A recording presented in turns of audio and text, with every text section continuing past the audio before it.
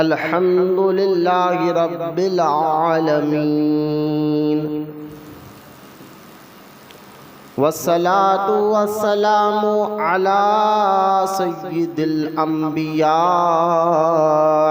वल मुरसलीन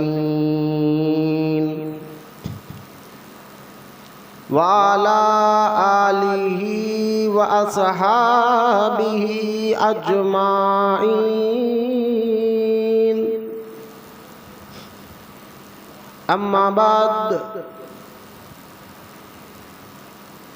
वक़ाल अल्लाहु तआला फ़िल क़ुरआनिल मजीद फ़अऊज़ु बिल्लाहि मिनश शैतानिर रजीम बिस्मिल्लाहिर रहमानिर रहीम। क़द अफ़लहल मुअमिनून अल्लज़ीना हुम फ़ी सलातिहिम ख़ाशिऊन वल्लज़ीना हुम अनिल लग़वी मुअरिज़ून वल्लज़ीना हुम लिज़्ज़काति फ़ाइलून वल्लज़ीना हुम लिफ़ुरूजिहिम हाफ़िज़ून इल्ला अला अज़वाजिहिम औ मा मलकत अयमानुहुम फ़इन्नहुम गैरु मालूमीन। फमन इब्तग़ा वराअ ज़ालिका फ़उलाइका हुमुल आदून वल्लज़ीना हुम लिअमानातिहिम व अहदिहिम राऊन वल्लज़ीना हुम अला सलातिहिम युहाफ़िज़ून उलाइका हुमुल वारिसून। आमन्तु बिल्लाहि सदक़ल्लाहुल अलियुल अज़ीम। वक़ाल अल्लाहु तआला फ़ी शानि हबीबिहिल करीम इन्नल्लाहा व मलाइकतहु युसल्लूना अलन नबी या अय्युहल्लज़ीना आमनू सल्लु अलैहि व सल्लिमू तस्लीमा। अल्लाहुम्मा सल्लि अला सय्यिदिना व मौलाना मुहम्मद व अला आलिहि व सहबिहि अव्वल सलावातिका व अददा मालूमातिका व बारिक व सल्लिम सलातन व सलामन अलैका या रसूलल्लाह सल्लल्लाहु तआला अलैहि व आलिहि व सहबिहि व सल्लम। अम्मा बाद हर तारीफ और बड़ाई सिर्फ अल्लाह ताला के लिए है जो सारे जहान का मालिक है, मुख्तार है और जो सारे जहान का पालनहार है।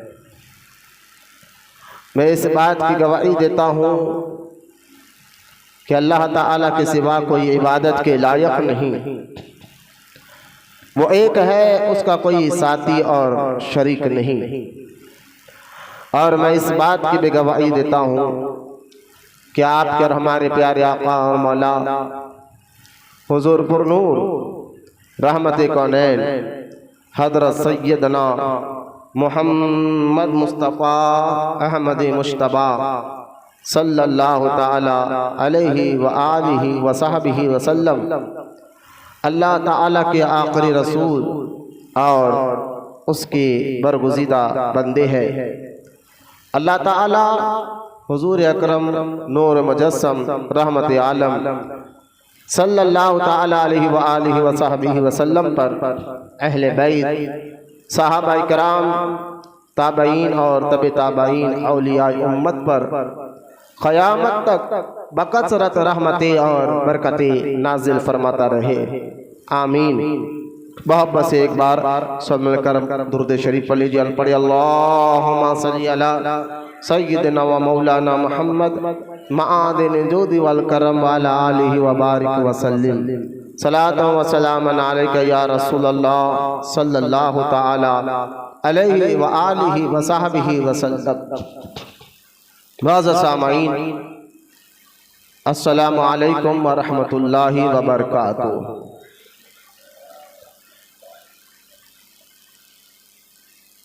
गुज़िश्ता जुम्मा हमने,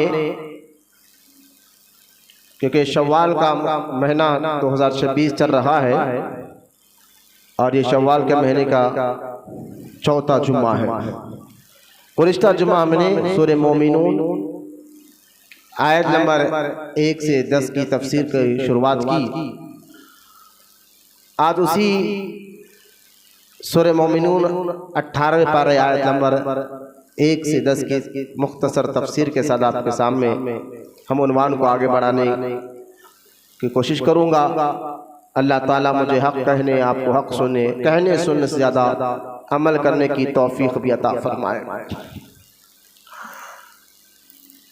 ख़बर इसके कि अपने उन्वान पर आऊँ, दुरूद पाक की अहमियत और उसकी फजीलत को समात करते चले। हदीस पाक में आता है, सरकार मदीना अलैहिस्सलातु वस्सलाम एक मरतबा मस्जिद नबवी में जलवागर थे।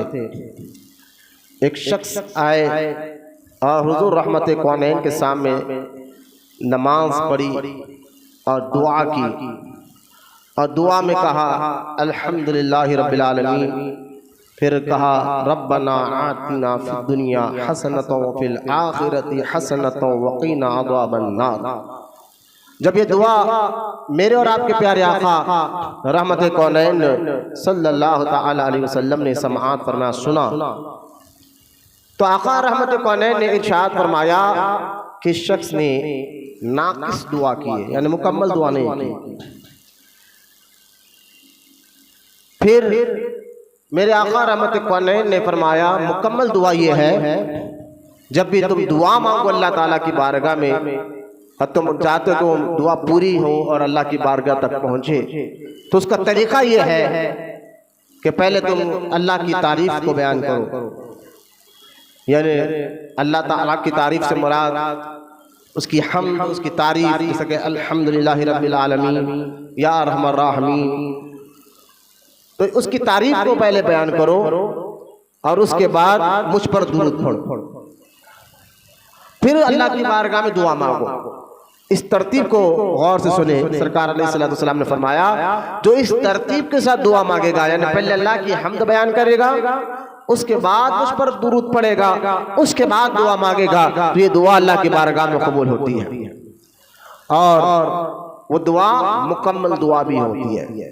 इसलिए अमीरुल मोमिनीन खलीफा दुआम हज़रत सैयदना उमर इब्न ख़त्ताब रज़ी अल्लाह ताला अन्हु फरमाया करते थे, जब भी तुम अल्लाह ताला की बारगाह में दुआ मांगो तो दुआ से पहले या बाद में मुस्तफ़ा करीम पर दुरूद और सलाम पढ़ लिया करो। इसलिए कि जब तुम दुआ मांगोगे और तुम मुस्तफ़ा करीम पर दुरूद नहीं पढ़ोगे तो तुम्हारी दुआ ज़मीन और आसमान के दरमियान मुअल्लक़ यानी लटकती रहेगी। हाँ, जैसा ही दुरूद भी पढ़ोगे वो दुआ अल्लाह ताला की बारगाह तक पहुँच जाती है। लिहाजा इस हदीस से पाक से पता चला कि सहाबा इकराम का भी तरीक़ा ये रहा कि वो जब भी दुआ मांगते थे तो अल्लाह ताला की हम्द बयान करते, उसके बाद जो है दुरूद पाक मुस्तफ़ा करीम सल्लल्लाहु अलैहि वसल्लम पर पढ़ते और उसके बाद दुआ मांगा करते थे। हमें भी ये तरीक़े को हमेशा ज़हन में रखना चाहिए। इसलिए आपने देखा उलमाए किराम भी, उलमाए अहले सुन्नत भी, जब भी मस्जिद के इमामों को आपने देखा और सुना होगा, जब भी वो दुआ करते हैं ना तो पहले अल्लाह ताला की हम्द बयान करते हैं, उसकी तारीफ़ को बयान करते हैं, उसके बाद मेरे आका रहमत कौनैन पर दुरूद पढ़ते हैं, उसके बाद वो दुआएं मांगते हैं। ये सही तरीक़ा है, सहाबा इकराम ऐसे ही करते थे। मुस्तफ़ा जाने रहमत ने यही इरशाद फरमाया है, ऐसे ही दुआ मांगने से दुआएं ज़रूर कबूल भी होते हैं। अल्लाह ताला हमें कहने सुनने से ज़्यादा अमल की तौफीक अता फरमाए। आइए मोहब्बत और अक़ीदत के साथ प्यारे आका रहमत कौनैन सल्लल्लाहु तआला अलैहि व आलिहि वसल्लम की बारगाह अक़दस में दुरूद पाक का नजराना पेश कर मिलकर पढ़िए, अल्लाहुम्मा सल्ली अला सय्यदना व मौलाना मोहम्मद मआदिन जुद वल करम व अला आलिहि व बारिक व सल्लिम। बयान को गौर से समाअत फरमाएं। हम इस पर तवज्जो दे के गलत स्वर कि हम सीखने के लिए बैठे, अल्लाह की रज़ा के लिए बैठे हैं, तो इंशाअल्लाह ये बातें ज़हन में उतरेंगे। अपनी ज़िंदगी में अमल भी लाइए इंशाअल्लाह। खाली सुनकर टाइम निकालने के लिए ना बैठे, बल्कि इस नीयत के साथ बैठे कि अल्लाह तेरी रज़ा के लिए मस्जिद में आया हूँ, तेरे हबीब के हुक्म पर चलने की तौफीक अता फरमा, और जो बयान हो रहा है कहने सुनने से ज़्यादा अमल करने की भी अल्लाह हम सबको तौफीक अता फरमाए। तो अपनी ज़िंदगी का ये दस्तूर बना ले, जब भी दुआ करें अल्लाह ताला की तारीफ बयान करने के बाद दुरूद पढ़े, उसके बाद दुआ मांगे, फिर देखिए वो दुआ जरूर अल्लाह की बारगाह में कबूल होती है। क्योंकि दुआएं हमारे आका रहमत कौनैन ने फरमाया, अगर तुम्हें जूते की डोरी भी मांगना हो अल्लाह से मांगो। यानी दुआएं हर चीज़ अल्लाह ताला की बारगाह में अर्ज करना और मांगना, ये मेरे आका रहमत कौनैन सल्लल्लाहु अलैहि वसल्लम ने हमें हुक्म अता फरमाया है। तो दुरूद एक ऐसा वजीफा है जहां मुश्किलों को आसान करता है, दुरूद पढ़ने वालों की अल्लाह तकलीफों को दूर फरमाता है। दुरूद एक ऐसा वजीफा है जिसके पढ़ने से जो है बंदे को अल्लाह का कुर्ब भी हासिल होता है, बंदा अल्लाह का कुर्ब हासिल कर देता है। दुरूद एक ऐसा वजीफा है जिसके पढ़ने से अल्लाह ताला दुआओं को फौरन कबूल फरमाता है। अल्लाह हम सबको कहने सुनने से ज़्यादा अमल की तौफीक अता फरमाए। गुज़िश्ता जुम्मा हमने बयान में सूरह मोमिनून 18वां पारे की 1 आयत से लेकर 10 आयत को पढ़ा, और फिर पहली आयत की तफसीर में ही गुज़िश्ता जुम्मा का मुकम्मल वक्त हो चुका था। आज उसी टॉपिक को हम आगे बढ़ाते हैं। पहले ये 1 आयत से लेकर 10 आयत के तर्जुमा आप सुन लें कि अल्लाह ताला कहना क्या चाहता है। और मैंने इससे पहले गुज़िश्ता जुम्मा भी बात हदीस पाक सुनाया था कि उम्मुल मोमिनीन सैयदा आयशा सिद्दीक़ा रज़ी अल्लाह ताला अन्हा से जब सहाबा ने पूछा कि हमारे आका रहमत कौनैन का खुल्क़ कैसा था, अखलाक कैसे थे, तो सैयदा आयशा सिद्दीक़ा तैयबा ताहिरा रज़ी अल्लाह ताला अन्हा ने यही सूरह मोमिनून 18वें पारे की 1 से लेकर 10 आयत पढ़ी और फरमाया ये जो है यही मेरे आका के अखलाक थे। लिहाजा आप देखें अल्लाह ताला इरशाद फरमा रहा है सूरह मोमिनून आयत नंबर 1 से लेकर 10 को गौर फरमाए। अल्लाह फरमाता है क़द अफ़लहल मुमिनून, बेशक कामयाब हो गए ईमान वाले, मुराद को पहुँचे ईमान वाले। अल्लज़ीना हुम फ़ी सलातिहिम ख़ाशिऊन, जो अपनी नमाज में गिड़गिड़ाते हैं, यानी खुशू और ख़ुदू करते हैं। देखो मैं मस्जिद में बैठ के आ रहे लोग उनको समझ, लिहाजा जो अपनी नमाज में गिड़गिड़ाते हैं। वल्लज़ीना हुम अनिल लग़वी मुअरिदून, और जो आयत नंबर 3, और वो जो किसी बेहुदा बात की तरफ तवज्जो नहीं करते, यानी गंदी महफिलें, गंदी मीटिंग में जाना तो दूर की बात है, अपनी जुबान से बेहुदा बात भी नहीं करते, गलत बात भी नहीं करते। देखिए मोमिनीन की तारीफ अल्लाह कुरान में बयान फरमाता है, उनके अंदर क्या क्या खासियत होती है, खूबियाँ होती है, और उनकी क्या क्या सिफतें होती है।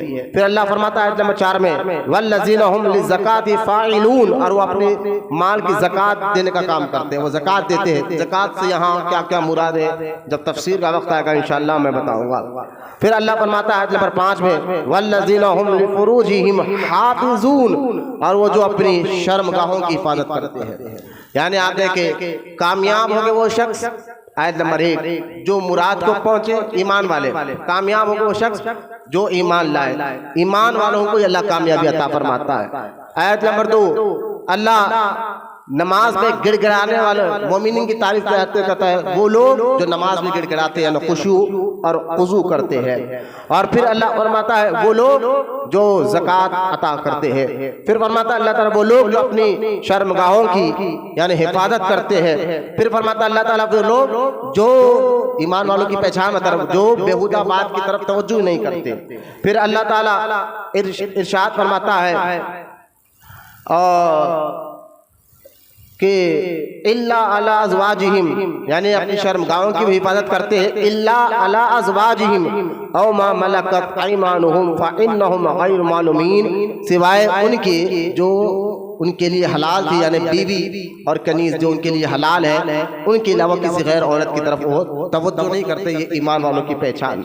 फिर अल्लाह फरमाता है जो इन दो से यानी अपनी बीवी और कनीज, जो इन दो के सिवा कुछ और चाहे वही हद से बढ़ने वाले हैं। फिर अल्लाह फरमाता है वल्लज़ीना हुम लिअमानातिहिम व अहदिहिम राऊन, और वो जो अपनी अमानतों और अपने वादे को पक्के होते हैं, अपनी अमानत में खयानत नहीं करते और वादे के पक्के होते हैं। ये तमाम सिफतें बयान करके फिर अल्लाह ने आखिरी में इरशाद फरमाया कि जो तमाम जो ईमान वाले, नमाज में गिड़गिड़ाने वाले, ज़कात देने वाले, बेहुदा बात की तरफ तवज्जो नहीं देने वाले, और जिना ना करने वाले, और वादा निभाने वाले, और जो है फिर तमाम तारीफ बयान करके फरमाया अल्लाह ताला ने इन मोमिन, जिस मोमिन के अंदर ये सिफतें आ जाए, ईमान के बाद नमाज में गिड़गिड़ाना आ जाए, ईमान के बाद खुशी और खुजू आ जाए, ईमान के बाद वो ज़कात देने वाला बने, ईमान के बाद अमल में ज़कात देने वाला बने, फिर जो है बेहुदा बात की तरफ ना जाए, जिना से महफूज रहे, वादा निभाने वाला बने, अमानत में खयानत ना करे, तो इस तमाम सिफतें जिस मुसलमान और मोमिन के अंदर जमा हो जाती है, तो अल्लाह कुरान में फरमाता है वल्लज़ीना हुम अला सलातिहिम युहाफ़िज़ून, और जो अपनी नमाजों की निगहबानी भी करते हैं, उसकी हिफाजत भी करते हैं। फिर तमाम सिफतें बयान कर आखिर में अल्लाह ने फरमाया उलाइका हुमुल वारिसून, यही वो लोग हैं जो जन्नत के वारिसीन हैं, जन्नत के वारिसीन है। तो लिहाजा ये 10 आयत का तर्जुमा मैंने आपके सामने पढ़ा, और गुज़िश्ता जुम्मा में मैंने बताया कि इन आयतों की तफसीर में काफ़ी वक्त भी दरकार है। सूरह मोमिनून की आयत नंबर 1 की तफसीर करते हुए मैंने बताया क़द अफ़लहल मोमिनून, वो लोग बेशक मुराद को पहुंचे वो लोग जो ईमान लाए। तो गुज़िश्ता जुम्मा मैंने ईमान का मतलब बताया, ईमान का मतलब क्या है, और ये भी मैंने बताया ईमान किसको कहते हैं और ईमान के साथ यकीन किसको कहते हैं। ये सारी डिटेल अल्हम्दुलिल्लाह गुज़िश्ता जुम्मा मैंने आपके सामने बताया।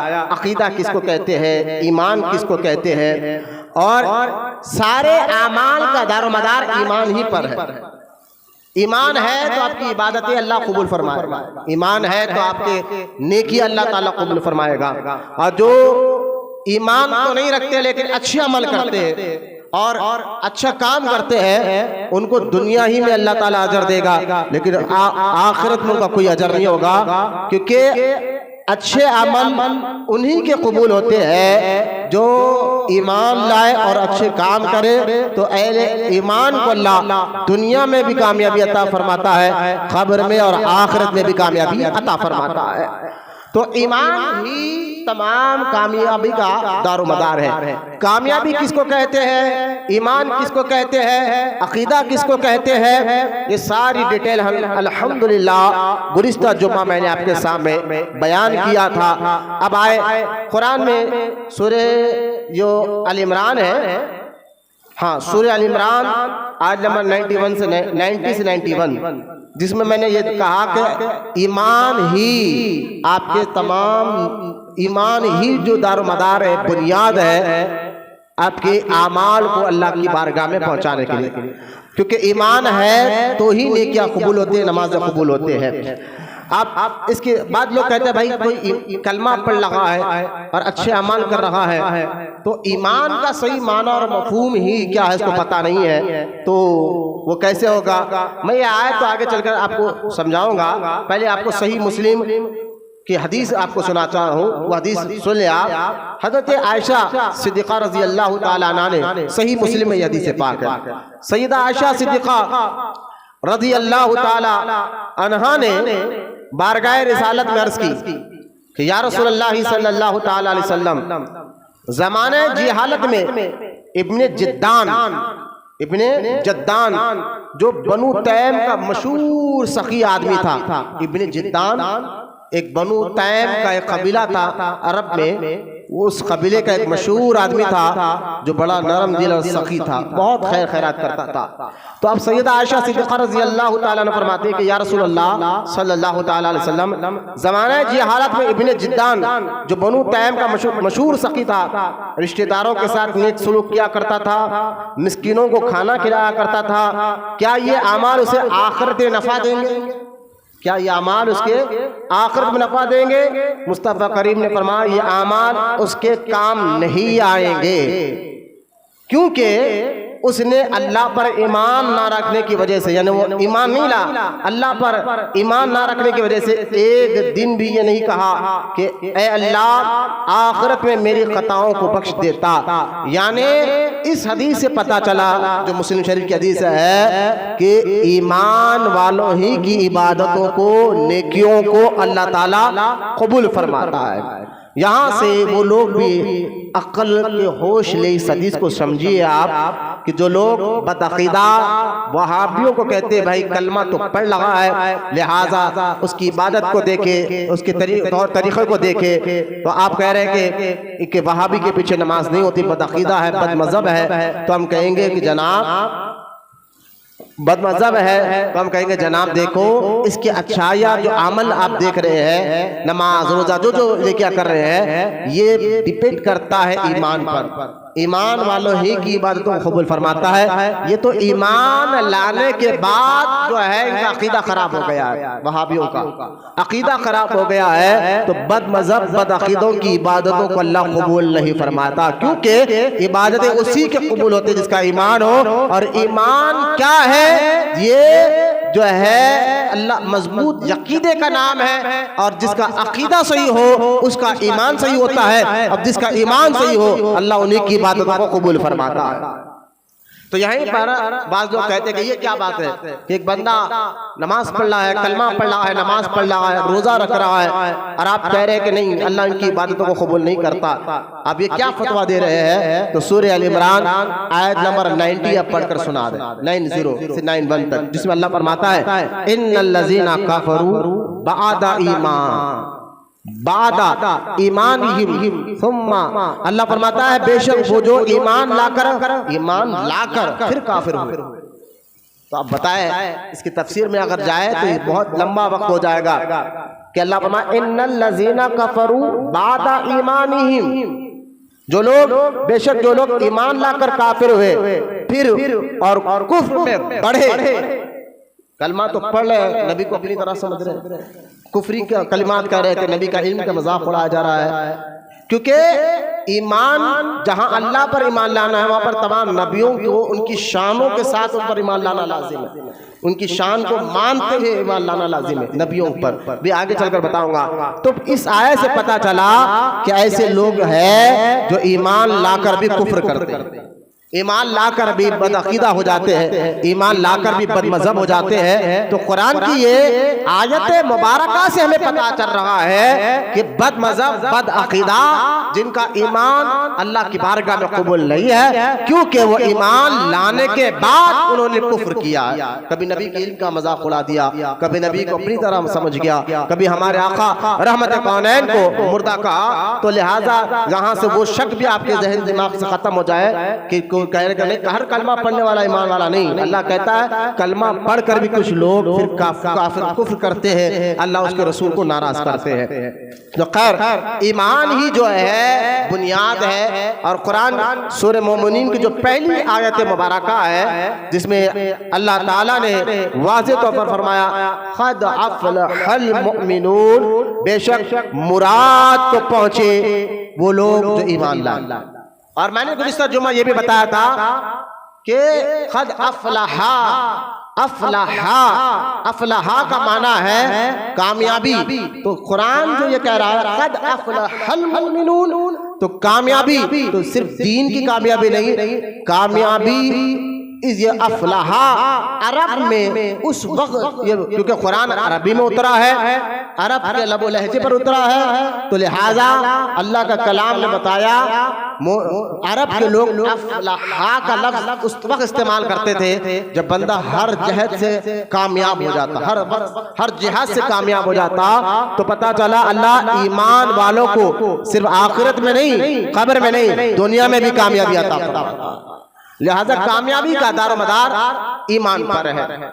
और गुज़िश्ता जुम्मा मैंने ईमान के बारे में बात जब बताया था कि ईमान का माना क्या है, मतलब क्या है, अकीदा क्या है, और फिर मैंने ये भी बताया था कि ईमान लाना है यानी अल्लाह को एक मानना और जन्नत पर, अल्लाह पर ईमान लाओ, अल्लाह के तमाम नबियों रसूलों पर ईमान लाओ, अल्लाह ताला के नाजिल किरदा किताबों पर ईमान लाना, सहीफों पर ईमान लाना, जन्नत पर ईमान लाना, दोज़ख पर ईमान लाना, आखिरत पर ईमान लाना, मरने के बाद हिसाब किताब होगा इस पर ईमान लाना और तकदीर पर ईमान लाना।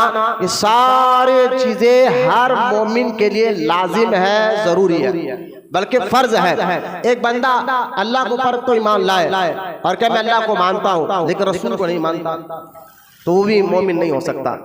लिहाजा अल्लाह को मानना है तो साथ में उसके भेजे तमाम नबियों रसूलों पर भी ईमान लाना है, उनको भी मानना है, उनके बारे में अपना अकीदा सही और दुरुस्त रखना हर ईमान वाले पर लाजिम है और जरूरी है।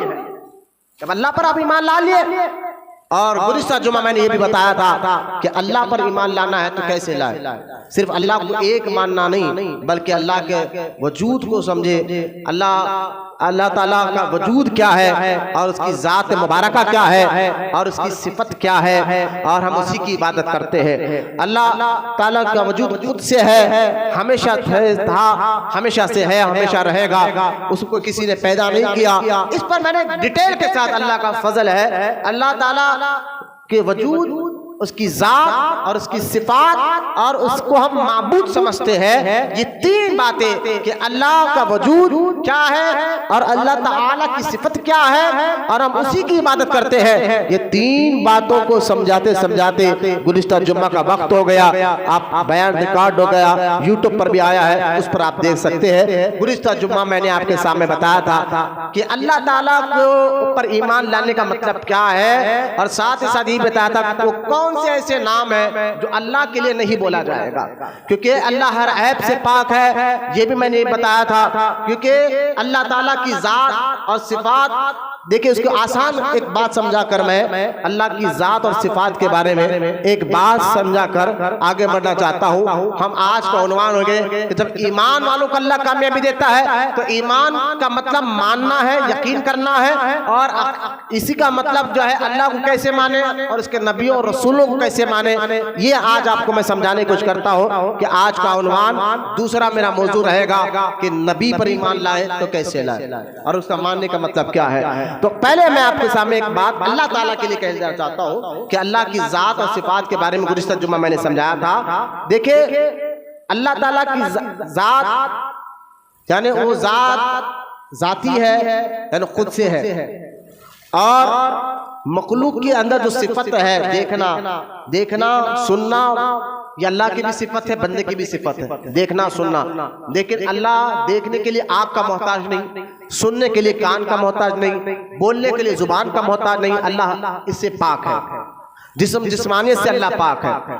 लेकिन यही सिफत बंदों के पास है, क्यों आँख है, कान है, जुबान है, तो ये जो सिफत है तो फिर अल्लाह के पास भी है, बंदे के पास भी है। तो फर्क दोनों में ये है कि अल्लाह की जो सिफत है वो जाती है, ये बात ज़हन में रहे, अल्लाह की सिफत क्या है, जाती है, और बंदे को जो सिफत है अल्लाह ने अता फरमाई है, जाती और अताई। तो आपको समझ में आएगा मखलूक और बंदे में फर्क क्या है, यानी मखलूक में रब में फर्क क्या है। अल्लाह की सिफत जाती है और बंदे की सिफत अल्लाह की अता से है। इसी तरह अल्लाह की जात कदीम है, कदीम से मुराद क्या, यानी न उससे पहले कुछ था न उसके बाद, मतलब यह है वो खुद से है, अल्लाह से पहले क्या था ये सोचना भी नहीं है। सरकार अलैहिस्सलाम ने फरमाया अल्लाह के बारे में, अल्लाह के जात और सिफत के बारे में, मतलब ये मत देखो कि अल्लाह से पहले क्या था, अल्लाह है, तो यानी अल्लाह में गौर मत करो। मेरे आका ने इरशाद फरमाया, हुजूर फरमा रहे अल्लाह में गौर फिक्र मत करो, अल्लाह की सिफत और उसकी निशानियों में गौर फिक्र करना है हमें, अल्लाह में नहीं, अल्लाह की बनाई हुई निशानियों में गौर फिक्र करो। मेरे आका ने फरमाया जो अल्लाह की बनाई हुई निशानियों में गौर फिक्र करेगा वो अल्लाह तक पहुंच जाएगा। आप अल्लाह की बनाई हुई निशानियां, चांद को देख ले, तारों को देख ले, आप जो फिजिक्स पढ़ते हैं, साइंस पढ़ते हैं, वो लोग बताएंगे एक एक तारा आसमान में ऐसा भी है जो दुनिया को ढांप सकता है, इतना बड़ा लंबा चौड़ा, लेकिन आसमान पर इतना सा नजर आता है दूर से। तो आप मुझे बताएं, तारे पर गौर करो, इतना लंबा चौड़ा और इसके अंदर ये चमक किसने दी? अल्लाह ने अता। तो अल्लाह के बनाए भी निशानियों में गौर करने से अल्लाह की मारिफत हासिल हो जाती है, अल्लाह की शान कुदरत समझ में आ जाती है। तो हुजूर फरमाते हैं अल्लाह में गौर मत करो, अल्लाह की बनाई हुई निशानियों में गौर करो। यह है ईमान लाने का मतलब अल्लाह पर। सिर्फ अल्लाह को एक मान रहे हैं, लेकिन उसकी गौर और फिक्र करना है तो उसकी निशानियों में गौर और फिक्र करो। सूरज को आप गौर और फिक्र कर सकते हैं कि कितनी तपिश है, कितनी गर्मी है, तो किस तरह उसको बनाया गया होगा, ये आप गौर और फिक्र सूरज में कर सकते हैं, तारों पर, चांद पर। और समंदर को आप देख ले, अगर मैं एक बात बताऊं, समंदर को आप देख ले तो समंदर जो कई हजार फीट तक गहरा होता है, लेकिन जमीन के बराबर खड़ा हुआ, थोड़ा भी अगर ऊपर आए तो पूरी दुनिया डूब जाए। लेकिन क्योंकि दुनिया में 3 हिस्से पानी है तो 1 हिस्सा जमीन है, ये तो सब जानते हैं, फिजिक्स पढ़ने वाले, साइंस पढ़ने वाले। दुनिया भर में 3 हिस्से पानी के हैं तो 1 हिस्सा जो है जमीन है। तो आप बताइए, जो 3 हिस्से पानी है और हजारों फीट गहरा समंदर दुनिया भर में मौजूद है, अगर वो आज जो जमीन के लेवल खड़े हुए हैं थोड़ा भी ऊपर आ जाए तो पूरी दुनिया गर्क हो जाए, डूब जाए, फना हो जाए, तो कौन है जिन्होंने समंदर को जमीन के बराबर खड़ा किया है? वो रब है। तो अल्लाह की बनाई हुई निशानियों पर गौर और फिक्र करो। आप देखिए, हजरत इमाम शाफई रहमतुल्लाह ताला अलैह अल्लाह की मारिफत दिलाते फरमाते हैं, कभी इस बात पर गौर करो कि एक शहदूद का पत्ता होता है और वो पत्ता अगर गाय खाए तो दूध देती है, कीड़ा खाए तो रेशम देता है, और बकरी खाए तो दूध देती है एक पत्ता, बकरी खा रही तो उसको ग़िज़ा लग में रही है, और गाय खाए तो उसको ग़िज़ा लग में रहे है, कीड़ा खाए तो उसको ग़िज़ा लग में रहे हैं। तो है तो एक पत्ता, और खाने वाले अलग अलग है, और उनसे आने वाले फायदे भी अलग अलग है। तो ये फायदे, पत्ता एक है और खाने वाले अलग अलग 3 चीज है, फायदे भी अलग अलग है। तो ये कौन है जो ये फायदा दे रहा है एक पत्ते के जरिए? वो अल्लाह की ज़ात मुबारक है। तो अल्लाह में गौर नहीं करना है, अल्लाह की बनाई निशानियों में गौर करना। ये मेरा आका फरमा रहे हैं रहमत कौनैन। आप गाय को देख ले, पेट के अंदर जो है मेंगनी भी है, गोबर भी है, खून भी है, पित्ता भी है, सारी चीज है, लेकिन जब दूध उसका निचड़ा जाता है तो बिल्कुल सफेद, एक दाग भी उसके अंदर नहीं रहता। यानी पेट के अंदर ही दूध है, और साथ में हर उसका पेट के अंदर फेफड़े है, खून है, पेशाब है और गोबर सब का है, लेकिन जब दूध निकाला जाता है तो ना उसके अंदर पेशाब की बू आती है, ना उसके अंदर गोबर की बू आती है, ना खून, ना फेफड़े, बल्कि ऐसे सफा पेट के अंदर उस जरिए से जो दूध आ रहा है, ये कौन दे रहा है? ये अल्लाह की कुदरत है और अल्लाह ताला की निशानी है। इसमें भी गौर और फिक्र करें तो अल्लाह की जात और सिफत आपको समझ में आ जाती है। तो अल्लाह के रसूल सल्लल्लाहु अलैहि वसल्लम ने फरमाया कि कदीम, अरे आसमान बड़ा कदीम है, नहीं, ये कदीम लफ्ज नहीं बोला जाएगा, आसमान के लिए नहीं बोला जाएगा, क्योंकि आसमानों को बनाने वाला अल्लाह है, चांद और सूरज को बनाने वाला अल्लाह है। तो लिहाजा कदीम अगर कोई जात है तो अल्लाह की जात मुबारक है। और हादिस हम है, सारी कायनात हादिस है, अल्लाह की जात गैर हादिस है। हादिस कहते हैं जो पहले नहीं थी बाद में आई। हादिस का मतलब क्या है? जो पहले नहीं थी बाद में दुनिया में वजूद आई। आसमान पहले नहीं था बाद में आया, जमीन पहले नहीं थी बाद में आई है। तो ये हादिस, और ये आगे जाकर खत्म भी हो जाएगी। एक दिन आसमान खत्म, जमीन खत्म, चांद सूरज खत्म है। तो अल्लाह की जात वो है जो कभी खत्म नहीं होगी, और हम हादिस है जो एक दिन खत्म हो जाए। चलिए देखिए, अल्लाह पर ईमान लाना है तो कैसा। अब और एक बात, तीसरी बात सुने, अल्लाह ताला के बारे में ये अक़ीदा भी रखना जरूरी है कि एक तो वो उसकी जात जाती है, वो कदीम है, 2 बातें तो मैंने बता दिया। तीसरी बात सुने, अल्लाह के बारे में ये भी अक़ीदा लाजिम है, ना उसकी इब्तिदा है ना उसकी इंतहा है। ना अल्लाह के बारे में ये सोचे कभी कि अल्लाह से पहले क्या था। यही तो बात को बार बार कह रहा हूँ, अल्लाह की ना इब्तिदा है ना इंतहा है। ये अल्लाह के बारे में ये लफ्ज़ नहीं बोला जाएगा, ना वो इब्तिदा में ऐसा था आगे चलकर ऐसा हो जाएगा, नहीं रब के, क्योंकि ये नहीं बोला जाएगा। ना अल्लाह की इब्तिदा है और ना इंतहा है। और रही मखलूक, मखलूक में इंसान भी आ गए, हैवान भी आ गए, जमीन आसमान भी आ गया। अल्लाह के अलावा जो चीज पैदा हुई उसको मखलूक कहा जाता है। ठीक है, तो अब अल्लाह के बारे में क्या है, ना उसकी इब्तिदा है ना इंतहा है। और मखलूक के बारे में क्या है, उसकी इब्तिदा इंतहा दोनों है। मखलूक के बारे में अकीदा क्या रखा, ये अल्लाह की जात हम सिर्फ मान रहे हैं अल्लाह को, लेकिन उसकी जात उसको कैसे मानना है ये भी आपको समझेंगे, तब आपका ईमान मुकम्मल होगा। और कुरान कह रहा है ईमान वालों ही को अल्लाह कामयाबी अता फरमाता। पहले तो आप ईमान को समझे ना, अल्लाह पर ईमान कैसे लाना है तो वो आपको बता रहा। तो अल्लाह के बारे में ये कह रहे हैं, ना उसकी इब्तिदा है ना इंतहा है, और मखलूक की इब्तिदा भी है और इंतहा दोनों है। अल्लाह की जात और सिफात ला महदूद है और हम मखलूक महदूद है। मतलब आप और हमारी जात भी है। और मैंने गुज़िश्ता जुमा ये बात समझाया था, अल्लाह की जात और सिफत ला महदूद, उसके कोई दायरा नहीं कर सकते अल्लाह का कि माज़अल्लाह कोई लंबा है चौड़ा है, हमारा दायरा है। लेकिन रब इससे पाक है, अल्लाह इससे पाक, लंबा चौड़ा उसके समझाने के लिए कह रहा हूँ, अल्लाह इससे पाक है। तो लिहाजा हम लंबे चौड़े, हमारी जो है हेड क्या है 6 इंच है, 6 फीट है, जो कुछ भी है, लिहाजा ये हमारे मखलूक के लिए है। और अल्लाह ताला की जात लामहदूद है, उसके लिए ये ख्याल कभी ना लाए कि वो कैसा होगा या ऐसा होगा, क्योंकि कुरान में अल्लाह फरमाता है उसकी कोई मिसाल ही नहीं है। अल्लाह ताला की कोई मिसाल दे ही नहीं सकता कि कैसा है दिखने में, अल्लाह की कोई मिसाल है ही नहीं है। तो अल्लाह की जात लामहदूद है और मखलूक महदूद है।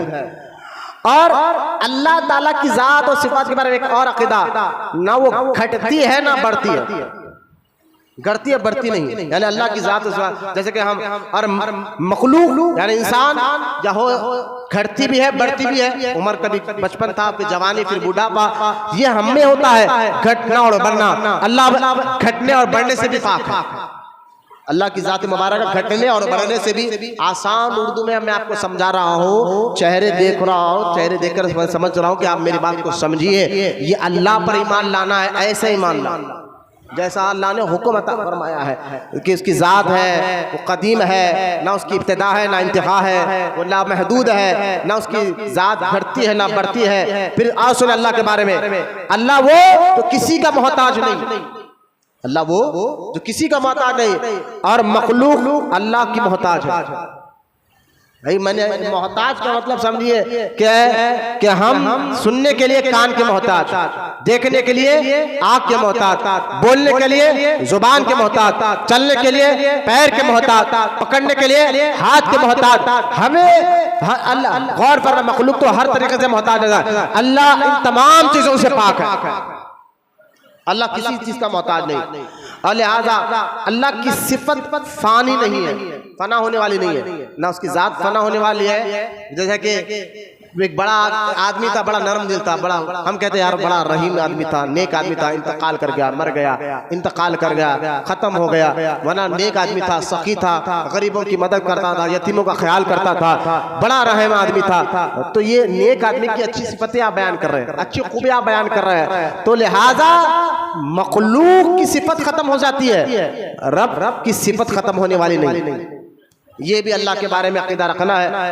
खैर ये तमाम बातें मैंने आपके सामने इसलिए दोहराई फिर से, ताकि आप पर अल्लाह पर ईमान कैसा लाए। ईमान वाले क़द अफ़लहल मोमिनून, कि अल्लाह कुरान में कहता है बेशक कामयाब हो गए वो लोग जो ईमान लाए।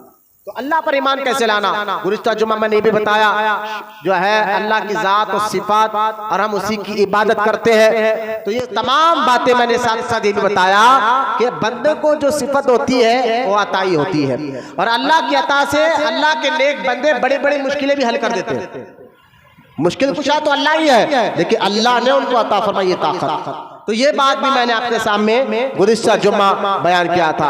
अब ईमान के बारे में पहली चीज चैप्टर था हमारा अल्लाह पर ईमान कैसे लाए, तो मैंने ये तमाम बातें बता दी। एक बात और मैंने आपको बताया था गुज़िश्ता जुम्मा कि देखो अल्लाह की ज़ात और सिफत और उसकी इबादत, ये तीन चीजों में, ज़ात, सिफत और उसी की इबादत, ये तीन चीजों में हम किसी को अल्लाह के बराबर शरीक नहीं करते।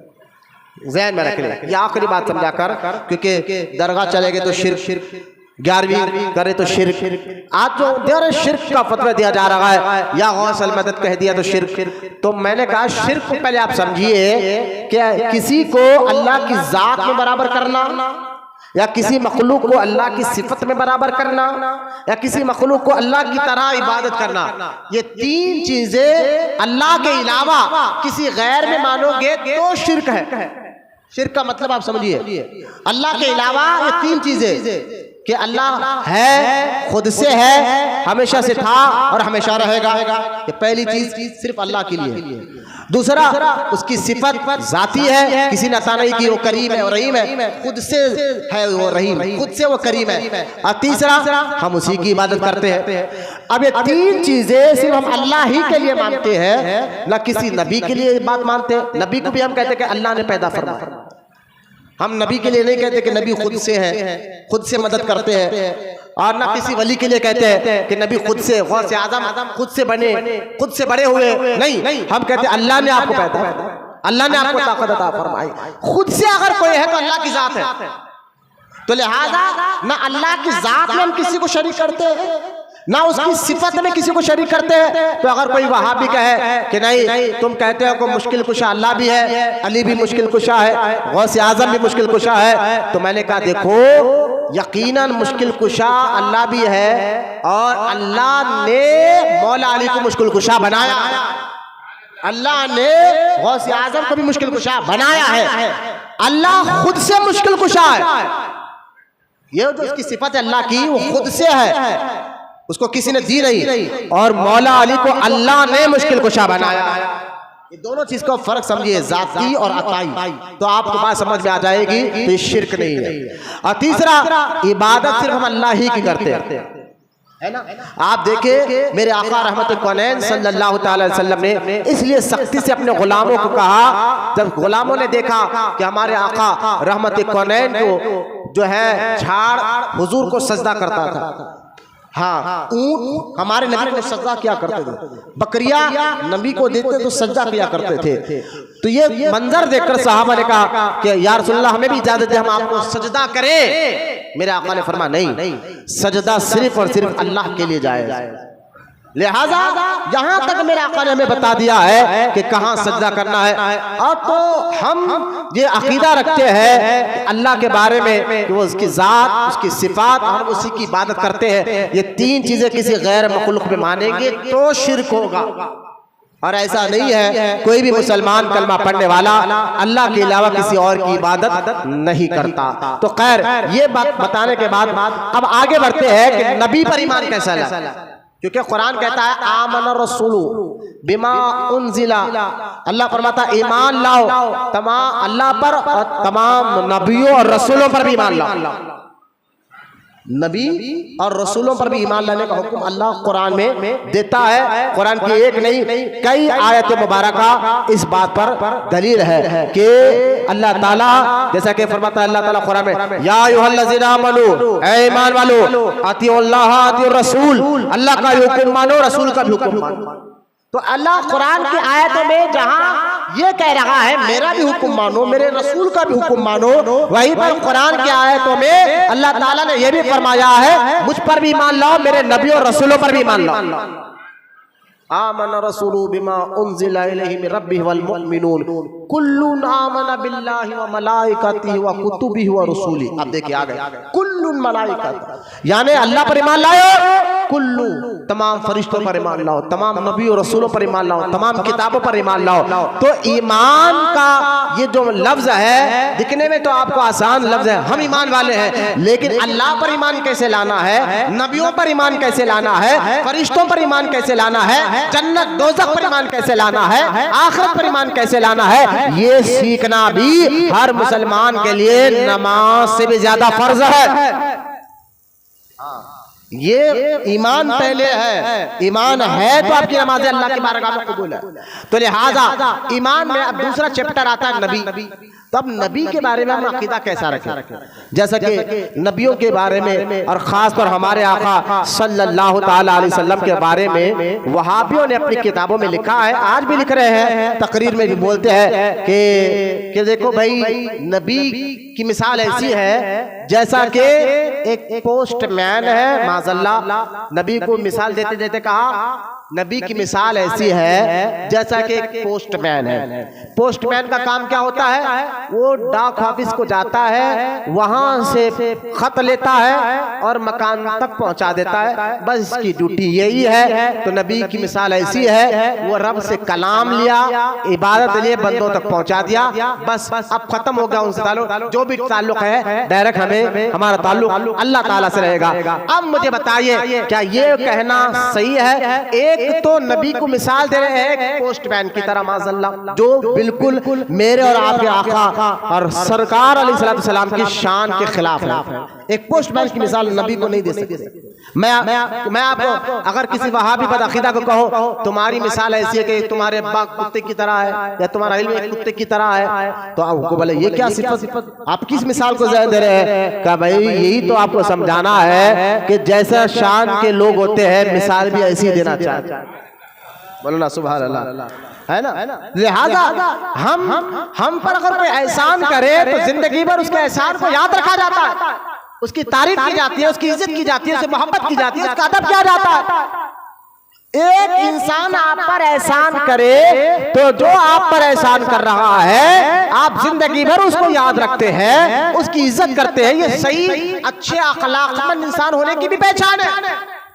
वरना कोई आप पर एहसान करे जी सामने तो आपने बहुत उसकी इज्जत की तारीफ की, पीठ पे से छोड़ो यार कर दिया, खत्म हो गई बात, तो आप लोग बोलेंगे यार ये बड़ा बद अखलाक वाला आदमी है, इसकी आदत अखलाक अच्छी नहीं है। अच्छे अखलाक वाले की पहचान क्या है? जिस पर कोई उन पर एहसान करे तो उसको हमेशा याद भी रखता है, उसकी इज्जत भी करता है, उसका अदब भी करता है, उससे मोहब्बत भी करता है। तो मुझे बताइए एक अच्छे इंसान की पहचान ये है जो उस पर एहसान करे, उसका अदब करे, उससे मोहब्बत करे। तो मुझे बताइए मेरे और आपके प्यारे आका रहमत कौनैन सल्लल्लाहु ताला अलैहि वसल्लम के एहसान हम पर क्या कम है, जिनकी वजह से अल्लाह ताला ने, जिनके हुजूर की वजह से हमें अल्लाह की पहचान मिली है। हुजूर ही ने हमें अल्लाह के एक होने का पता बताया है, हुजूर ही ने हमें जन्नत दोज़ख के बारे में बताया है, हुजूर ही ने हमें नमाज रोजा हज ज़कात ला कर दिया है, हुजूर ही ने हमें अल्लाह का कलाम कुरान पाक दिया है, हुजूर ही वो ज़ात मुबारका है जिनकी वजह से इतने एहसानात ईमान वालों पर है कि कुरान में अल्लाह ताला फरमाता है हमने मोमिनों पर एहसान किया, उनमें अपने हबीब को भेज दिया है।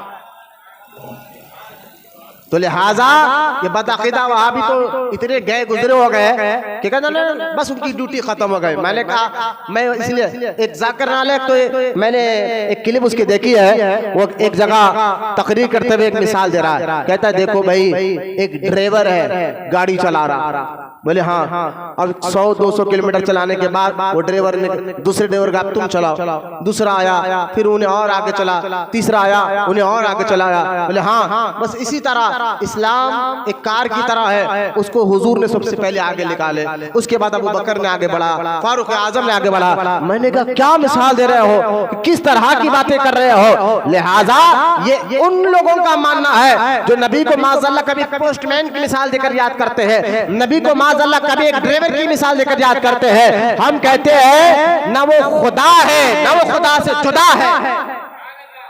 अब आला हज़रत की शायरी में समझो मेरे आका, अब आप सोच रहे होंगे ठीक है माज़अल्लाह हम नबी को ड्राइवर की तरह ना समझ, हम आशिक रसूल, हम तो गुलाम है ना, लेकिन आप बताइए कि नबी पर अकीदा कैसा रखना चाहिए? मैंने कहा वही तो आपको बताना है, क्योंकि ईमान लाओ, अल्लाह ने फरमाया तमाम नबियों और रसूलों पर भी ईमान लाओ, मुझको माना है, आप नबी और रसूलों को मानो, तो माने कैसा? जैसे उनकी शान है उनके शानों के साथ मानो। तो अब आला हज़रत रहमतुल्लाह ताला अलैह का एक शेर मुझे याद आ गया, नबी को क्या खुदा माने?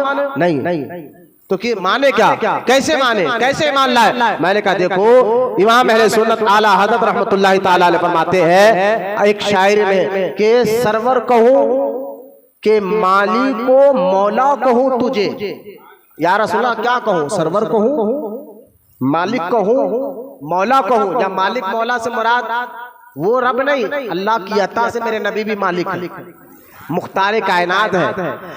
मौला से मुराद मदद करने वाला, तो अल्लाह की अता से नबी भी मुश्किलों को हल फरमाते हैं।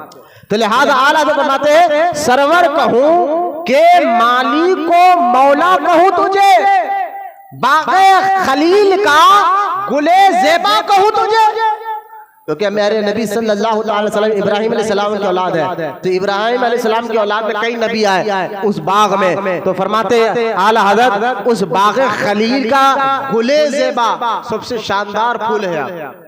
तो आला हज़रत फरमाते सरवर कहूँ, मालिको मौला कहूँ तुझे, बाग़े खलील का गुले ज़ेबा कहूँ तुझे, तेरे तो वस्फ़ है ऐबे तनाई से बरी। मैं अभी सुनाऊंगा नबी पर ईमान कैसे लाना है। आला हज़रत तेरे तो वस्फ़ है ऐबे तनाई से बरी, हैरान हुआ आका मैं क्या क्या कहूँ तुझे। अच्छा, कुछ लोग सादा ज़हन के यहाँ बैठे हुए हैं, तो आप कहेंगे कि भाई ये आला हज़रत ने क्या कहा इस शेर में। मैंने कहा ना, आला हज़रत को शायरी समझना है तो बंदे को आलिम होना पड़ता है। हुजूर के सहाबा और अहले बैत के गुलामों में गुलाम का नाम, गरीब नवाज के गुलामों में गुलाम का नाम, निजामुद्दीन औलिया के गुलामों में गुलाम का नाम आला हज़रत है। और उनको अल्लाह ने ऐसा इल्म अता फरमाया कि उनके शायरी को भी समझना है तो आलिम होना पड़ता।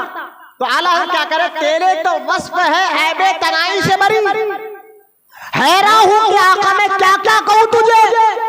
मतलब क्या है, वस्फ़ कहते हैं खूबी को। और फरमाते आला हज़रत कि या रसूल अल्लाह, आपके वस्फ़ तो आपकी ज़ात और अल्लाह ने आपको ऐसे पैदा किया कि आपके अंदर कोई ऐब है ही नहीं। बोलो ना सुभान अल्लाह, आपके अंदर कोई ऐब है ही नहीं, तेरे तो वस्फ़ है ऐबे तनाई से बरी। देखिए मैं अब नहीं समझा और आसान करके शेर का मतलब समझाता हूँ, शायद इसी शेर की तशरीह में मेरा वक्त खत्म हो जाए। तो लिहाजा अब मैं आपका मतलब ये समझाता हूँ। कहने का मकसद ये है आला हज़रत का कि या रसूल अल्लाह आपके अंदर कोई ऐब नहीं। मतलब क्या है, मतलब यही है कि नबी जो होता है ना, अब देखिए नबी पर ईमान कैसे लाए। नबी पर ईमान लाने के लिए ये ईमान वालों को जानना लाजिम है कि नबी होता तो बशर है, यानी हमारी तरह इंसान ही होते हैं। नबी फरिश्ते नहीं होते, कोई जिन नहीं होते इंसान ही। और से सुने, नबी दुरूद शरीफ पढ़िए, अल्लाहुम्मा सल्ली अला सय्यिदना मुहम्मद मआदिन जूद वल करम व अला आलिहि व बारिक व सल्लिम सलात व सलाम अलैका या रसूलल्लाह। मेरी तरफ तवज्जो फरमाए। नबी होते पहला अल्लाह के नबी रसूल कैसे होते मैं ये बता रहा हूँ। नबी ना खुदा होते हैं, ना खुदा के बेटे होते हैं, ना आम इंसान की तरह होते इंसानी। तो नबी होते इंसानी है, लेकिन कोई इंसान आपकी तरह नहीं होता। ये बात है, नबी होते इंसानी है लेकिन कोई इंसान आपकी तरह नहीं होता। क्यों? क्योंकि आपका ताल्लुक डायरेक्ट रब से होता है, वो रब से लेते हैं और बंदों को देते हैं। लिहाजा कुरान में सही बुखारी में हदीस पाक है, मेरे आका रहमत ने फरमाया वल्लाहु युती अना कासिम, अल्लाह देने वाला है मैं बांटने वाला हूँ।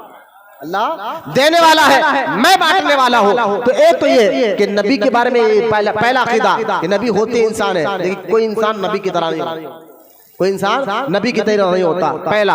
और दूसरी बात, नबियों को अल्लाह ऐसे शान का मालिक बनाकर दुनिया में भेजता है, आते वो पैदा होकर ही कोई आसमान से माज़अल्लाह डायरेक्ट नहीं उतरते, उनके माँ होते, उनके वालिद माँ बाप होते हैं। लेकिन नबी के बारे में एक बात ये भी ज़हन में रख ले कि नबी होते इंसानी है, लेकिन अल्लाह ने उनको ऐसे अखलाक, ऐसे खूबियां देकर पैदा फरमाता है जो उनको देखता है तो नबी को देखने वाले को देखते ही उसको रब की कुदरत याद आ जाती है। यानी चेहरे में कोई ऐब नहीं, न चलने फिरने में कोई ऐब होता है, न देखने में कोई ऐब होता है। बाद हमने देखा इंसानों को देखते हमको गिन आ जाती है, यार ये बंदा सफियत का मालिक नहीं रहता, साफ सुथरा नहीं रहता, इसके अंदर जो है ये गंदगियां है। बात के लिबास अच्छे होते हैं, अखलाक बड़े गंदे होते हैं, है ना। बातचीत का तरीका, बोलने का तरीका, बार गुस्से में आ जाना, लिबास तो बड़ा भारी पहना हुआ है, लेकिन बातचीत और अखलाक से पता चल रहा है इसकी क्वालिटी क्या है। तो नबी जो होता है होता इंसान ही है, होता बशरी है, कोई इंसान नबी की तरह नहीं होता, पहला। दूसरा, नबी के अखलाक और किरदार और मिजाज को भी अल्लाह सबसे आला बनाकर भेजता है। ना उनको देखने से किसी को गिन आती है, ना नबी को देखने से कोई बतलाता है, क्योंकि नबी का चेहरा भी ऐसा हुस्न जमाल होता है कि जो उनको देखता है बस उन्हीं का शैदा ही हो जाता है। एक बात और याद रखो, सीधा बैठिए, तरक के लिए तो कुर्सी पे बैठ जाइए। लिहाजा मस्जिद में बैठे हुए हैं और हदीस का सुनना अदब लाजिम है। अदब हमारे अंदर, हमारी हरकतें बताएंगे हमारे अंदर अदब कितना है अल्लाह से रसूल को लेकर। तवज्जो फरमाए। तो नबी के अंदर दूसरी क्वालिटी के, नबी के अंदर ज़ाहिरन ना जिस्म पर कोई ऐब होता है। जितने नबी आए दुनिया में कम पेश, उनके अंदर कोई ऐब नहीं था जिस्मानी तौर पर। ना माज़अल्लाह वो अंधे थे, ना बहरे थे, ना गूंगे थे, माज़अल्लाह। ये भी एक ऐब है ना इंसान के। अल्लाह नबी को ऐबों से पाक बनाकर भेजता है। और खास तो जो नबियों का सरदार है, हमारे आका रहमत कौनैन है, उनको तो उनके तो आला ज़माना तेरे तो वस्फ है ऐबे तनाई से भरी। हैरान हूँ मेरे आका, मैं क्या क्या कहूँ तुझे। अरे आला हज़रत रहमतुल्लाहि तआला के शहरी को ज़माना, तो बुखारी शरीफ किताबुल हज में हदीस है, सहाबा कहते हैं अरफात के मैदान में मेरे नबी हाथ उठाकर दुआ कर रहे थे, तो हमने हुजूर के बगलों को देखा तो आपके बगल चांद से भी ज्यादा चमक रहे थे। ये सही बुखारी में किसी किताबुल हज में। तो नबी में बाज़ाहिर ऐब, जिस्म में भी अल्लाह ऐब नहीं रखता। रहे उनके अखलाक, नबी के अखलाक है। देखिए ऐसा मानना है नबी को सिर्फ हमारे बड़े भाई की तरह थे, ये वहां भी नहीं, नबी को मानो तो ऐसा मानो जैसे मानने का हक है। इसको ईमान कहते हैं। और ईमान अल्लाह पर लाए तो नबियों पर ईमान लाना है। तो लिहाजा अब देखे कि नबी में बाज़ाहिर जिस्म पर कोई ऐब नहीं होता, और अखलाकन उनका उठना बैठना चलना फिरना बोलना, ये ऐसे अखलाक अल्लाह ताला उनको अता फरमाता है। हमारे आका रहमत कौनैन के बारे में कुरान में अल्लाह ताला फरमाता है, इन्नका अला खुलुक़िन अज़ीम, हबीब हमने खुल्क़े अज़ीम आपको अता फरमाया। लिहाजा मेरे आका रहमत कौनैन के अखलाक, बातचीत का तरीका ऐसा होता था, लोग आपकी बात और अखलाक को देखकर भी कई लोगों ने कलमा पढ़ लिया। खाली बात और अखलाक को देखकर, किसी ने चेहरे को देखकर कलमा पढ़ा है, किसी ने मेरे आका के उठने बैठने को देखकर कलमा पढ़ा है, किसी ने मेरे आका के बात के तरीके को देखकर कलमा पढ़ा है, किसी ने हमारे आका के मोजज़ात को देखकर कलमा पढ़ा। लिहाजा नबी के अंदर वो होता बशर है, कोई बशर उसकी तरह नहीं होता। दूसरा, उनके अंदर ऐब नहीं होता। तीसरा, आप और एक एक चीज पर गौर करें, नबी के जिस्म से कभी बदबू नहीं आती। ये भी बात याद रखिए। हमारे जिस्म से पसीना निकले तो बदबू है ना, हमारे जिस्म से पसीना निकले बदबू, माज़अल्लाह खून निकले और कुछ गंदगी हम जब करते हैं तो लिहाजा इस्तिंजा जाते हैं तो वहां गंदगी करते हैं। मेरे आका रहमत कौनैन के बारे में आता है, सहाबा को हमारे नबी को ढूंढने की जरूरत नहीं पड़ती थी। सहाबा को हमारे नबी को ढूंढने की जरूरत नहीं पड़ती थी, बल्कि सहाबा कहते कि जहां मेरे नबी जाते हुजूर की जिस्म से निकलने वाली खुशबू हमें पता बता देती कि हुजूर कहां गए। हाँ, ये सहाबा कहते हैं हुजूर जिस गली से गुजर जाते तो खुशबू बता देते कि हुजूर यहां से गुजरे हैं। हम खुशबू से पता कर लेते कि मेरा आका कहां है। क्यों? क्योंकि सही हदीसों से ये बात साबित है कि मेरे और आपके नबी के जिस्म पाक से निकलने वाले पसीना, उससे खुशबू के लहरें, ऐसी खुशबू। अरब का कल्चर आप देख ले पड़े, अगर अरब की तारीख को आज भी अरबों को देखिए आप, लाखों रुपए का इतर इस्तेमाल करते हैं, महंगा महंगा इतर वो लोग इस्तेमाल करते हैं, वो खुशबू के शुरू से दीवाने होते हैं। तो मेरे आका सल्लल्लाहु ताला अलैहि वसल्लम को अल्लाह ताला ने उस अरब में पैदा फरमाया, और साथ ही साथ ये मोजज़ा अता फरमाया कि आपसे जिससे निकलने वाले पसीने में भी अल्लाह ने अरब में सबसे ज्यादा खुशबू अता फरमाया। आप देखें एक सहाबी थे, उनके 4 बीवियां थी। तो जब भी वो सहाबी अपने घर आते थे ना, तो बीवी इतने बन ठन के, अल्लाह ने दौलत भी बहुत दी थी उनको, 4 उनके बीवियां बहुत मालदार, खुद भी मालदार थे। तो अरब के दस्तूर के मुताबिक जब भी वो शौहर के लिए जब घर आते थे तो एक बहुत भारी किस्म का इतर बीवियां लगाते थे। यहाँ एक बात मसला आपको बता दूं, औरतों को इतर यानी खुशबू वाला ऐसा भारी भारी इतर जिससे खुशबू महकती है, ये औरत को लगाकर बाजार में निकलना हराम है, ये जायज नहीं है। क्यों? ये बात मसला याद रखे। औरत महंगा वाला इत्र या परफ्यूम या सेंट लगाकर, जो शौहर अपनी बीवियों को महंगा इत्र या सेंट लाकर देते कि मारने के दावत में जाओ, बाजार में जाओ, मार्केट में जाओ, कान खुलकर सुने, औरत सेंट या इत्र बुर्के को, लिबास को मारकर बाजार में जाना, वो भी खुशबू वाला भारी, जिसकी खुशबू से गैर मर्द उसकी तरफ देखे, इसलिए ऐसा इत्र और ऐसा खुशबू औरत के लिए लगाना हराम है। ये बात भाई है तो सोचे, शौहर है तो सोचे, बाप है तो सोचे कि अपनी बीवी, अपनी बेटी, अपनी बहन को वो ऐसा इत्र दे जिसकी खुशबू ज्यादा ना हो, बस ऐसा इत्र ला कर दे या ऐसा सेंट दे। लेकिन हाँ, शौहर के लिए भारी इत्र लगाकर घर से बाहर ना लेके, लेकिन शौहर के लिए सजना, शौहर के लिए घर के अंदर अच्छा खुशबू वाला इत्र इस्तेमाल करना जायज है, ताकि जीनत शौहर के लिए होती है। तो हम ये हदीस से कोई मतलब ना निकाले। एक सहाबी थे, उनके चारों बीबियां जब भी वो घर आते तो महंगा इत्र इस्तेमाल करते, लेकिन जैसा ये घर में आते तो खुशबू उनसे ज्यादा उनके शौहर के पास आया करती। एक दिन उनकी बीवियों ने कहा, हमने भारी से भारी इत्र खुशबू को इस्तेमाल किया, लेकिन जब भी आप आते हैं आपके जिस्म से आने वाली खुशबू हमारी खुशबू को फीकी कर देती है। आप कौन सा इत्र लगाते हैं? वो सहाबी कहते हैं, अल्लाह की इज्जत की कसम मैं कोई इत्र नहीं लगा। अब वो आपकी बीवियां और हैरान हो गए, कहने लगे आप कोई इत्र नहीं लगाते? बोले हाँ नहीं लगाता। फिर आप जब भी घर आते हैं तो ऐसी खुशबू, और ऐसी खुशबू कि हमारी भारी भारी इत्र भी जो है फीके मर जाते हैं, जो आपके जिस्म से खुशबू आती है, फिर आप इत्र लगाते भी नहीं है तो मेरी खुशबू कहां से आती है? तो वो सहाबी कहते हैं कि देखो, एक मर्तबा मेरे जिस्म पर जो है फूंसी निकल आए थे, पूरे जिस्म पर, जिसको हम आज के दौर में कंकर पत्थर कहते हैं, पूरे फूंसी सर से लेकर जिस्म तक फैल गए थे, और जैसो उसकी तकलीफ मुझे बहुत ज्यादा हो रही थी, तो मैं डायरेक्ट हुजूर की बारगाह में चला गया।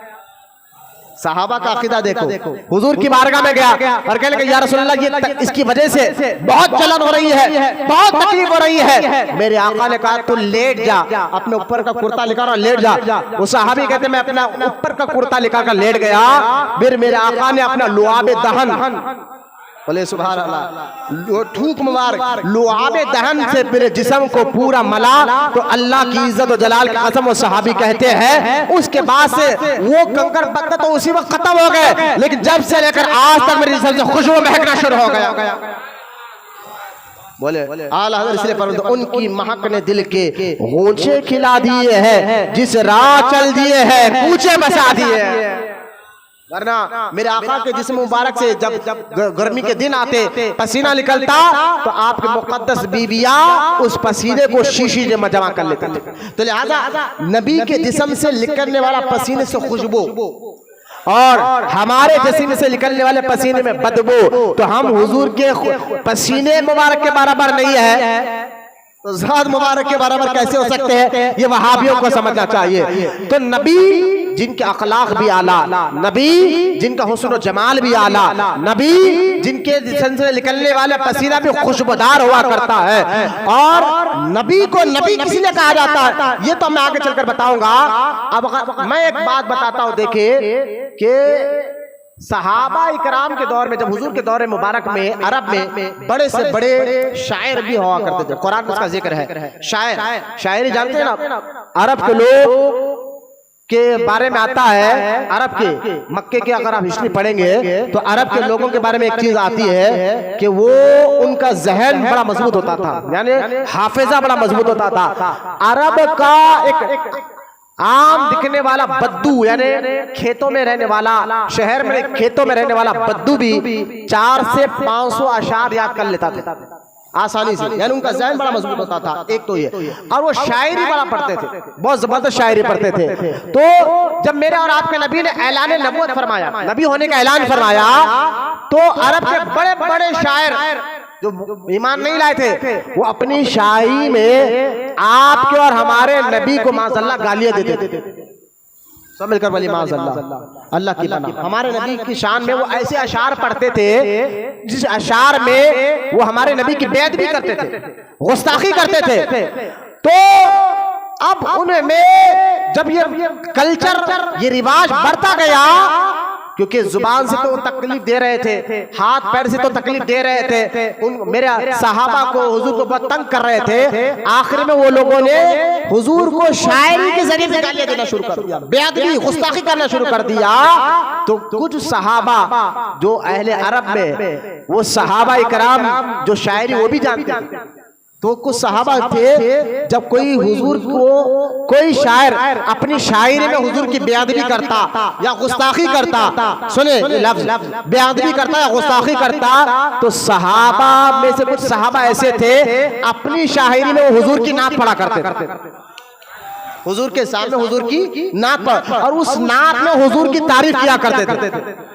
अच्छा एक बात तो ये बात समझ गए आप, एक शायरी दुश्मनान इस्लाम करते थे, मुशरिक करते थे, जिस शायरी में हुजूर की शान में बेअदबियां गुस्ताखियां होती थी। एक शायरी वो थी जिसको नात कहा जाता है आज के दौर में, जिसमें हुजूर की तारीफ हो जाती है, हुजूर के हुस्न और जमाल की बात होती है। एक तो ये बात याद रखे। तीसरी बात ये बात याद रखे, शायरी में भी सहाबा सच बोला करते थे। हाँ, ऐसा नहीं कि कोई शायरी शायर नात पढ़ लगा है तो अपनी शायरी में जो है वो जो कह रहा कुछ जुबान पर कुछ दिल पे कुछ, ऐसा नहीं। पहले तो झूठ वो किसी हाल में ना बोले, शायरी में भी ना बोले, लेकिन सहाबा इकराम रज़ियल्लाहु ताला अन्हुम अजमाइन अपनी शायरी में भी सच बोला, क्योंकि सच बोलने का हुक्म तो अल्लाह उसके रसूल ने दिया। तो उनकी शायरी में सच हुआ करता था पहले बार। और मुझे बताइए, खुद मेरे नबी बैठे हो और एक सहाबी हुजूर को देखकर नात पढ़ रहे हो, वो क्या मंजर का होगा। अच्छा वो नात में भी सच बोलना है ना, तो लिहाजा अब देखे हजरत हुजूर के शायरी जो हुजूर की शान में नात पढ़ते थे, हुजूर के दौर में हुजूर के सामने, बोलिए सुभान अल्लाह, हुजूर के दौरे मुबारक में आपके और हमारे नबी के सामने वो नात पढ़ा करते थे, जिनमें हुजूर के सगे चाचा हजरत अब्बास भी है रजी अल्लाह ताला अन्हु, जो हुजूर की शान में ऐसे ऐसे अशार पढ़ते थे कि सरकार कभी कहते थे चाचा पढ़ो ना, और पढ़कर इन मुशरिकों और काफिरों को अपनी शायरी में जवाब दो। जैसा वो शायरी में मेरी बेअदबी में गुस्ताखी कर रहा है, तुम सच उसी शायरी में जवाब दो।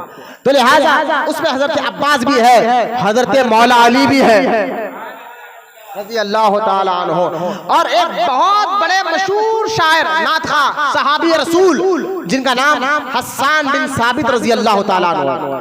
ये तो ऐसे जबरदस्त नातखा थे हुजूर के दौर में कि अल्लाह के रसूल सल्लल्लाहु अलैहि वसल्लम खुद उनको मिंबर देते और फरमाते हस्सान इस पे चढ़ और चढ़कर हमारी नात पढ़ा। आप सोचिए हुजूर बैठे हुए हैं, हस्सान बिन साबित ने हुजूर के सामने एक नात पढ़ा। ये नात भी है और इससे हुजूर की शान भी आपको समझ में आ जाए कि नबी कैसे होते हैं और नबी का हुस्न जमाल कैसा था। तो उनसे पूछो जिन्होंने जाहिरी जिंदगी में नबी को देखा है। तो आओ हस्सान बिन साबित रज़ी अल्लाह ताला अन्हु हुजूर के साथ बैठकर, सामने बैठकर एक शायर पढ़ रहे हैं, अशआर पढ़ रहे हैं। जब दुश्मनों ने हमारे नबी के चेहरे का मजाक उड़ा अपने शहर में, झूठ बोला मेरे नबी का चेहरा ऐसा चेहरा जिसके बारे में कुरान कहता है वद्दुहा हबीब तेरे चेहरे की कसम, लेकिन दुश्मन उसका मजाक उड़ा रहे थे माज़अल्लाह। तो हस्सान बिन साबित रज़ी अल्लाह ताला अन्हु ने को जब देखा कि दुश्मन मेरे आका के चेहरे के बारे में गलत बोल रहे हैं, मेरे आका की जात और वजूद के बारे में गलत बातें अपने अशार में बोल रहे हैं, हस्सान बिन साबित ने हुजूर से इजाजत दी, आका मैं इनको अपनी शायरी में जवाब देना चाहता हूँ। हुजूर ने फरमाया पढ़ो, हस्सान जवाब दो इनको। एक जवाब दुश्मनों को जिहाद में दिया गया, एक शायरी में दिया गया। अब जवाब देके हस्सान बिन साबित बैठे हुए। अब इस शायरी को भी आप समझिए और इससे अब पता चलेगा कि मेरे और आपके नबी का हुस्न जमाल कैसा था और कैसा अल्लाह ने आपको पैदा फरमाया। फिर वो आला हज़रत के वो शेर भी आपको समझ में आएगा कि आला हज़रत फरमाते तेरे तो वस्फ है ऐबे तनाई से बरी, हैरान हुआ कि मैं क्या क्या कहूं तुझे। अब हस्सान बिन साबित हुजूर को देखकर शायरी पढ़े। हस्सान बिन साबित कहते हैं तवज्जो फरमाए, नींद आ रही, बेचैनी आ रही, सुस्ती आ रही, खत्म करे और मेरी तरफ तवज्जो देकर ये शायर पर गौर फरमाए।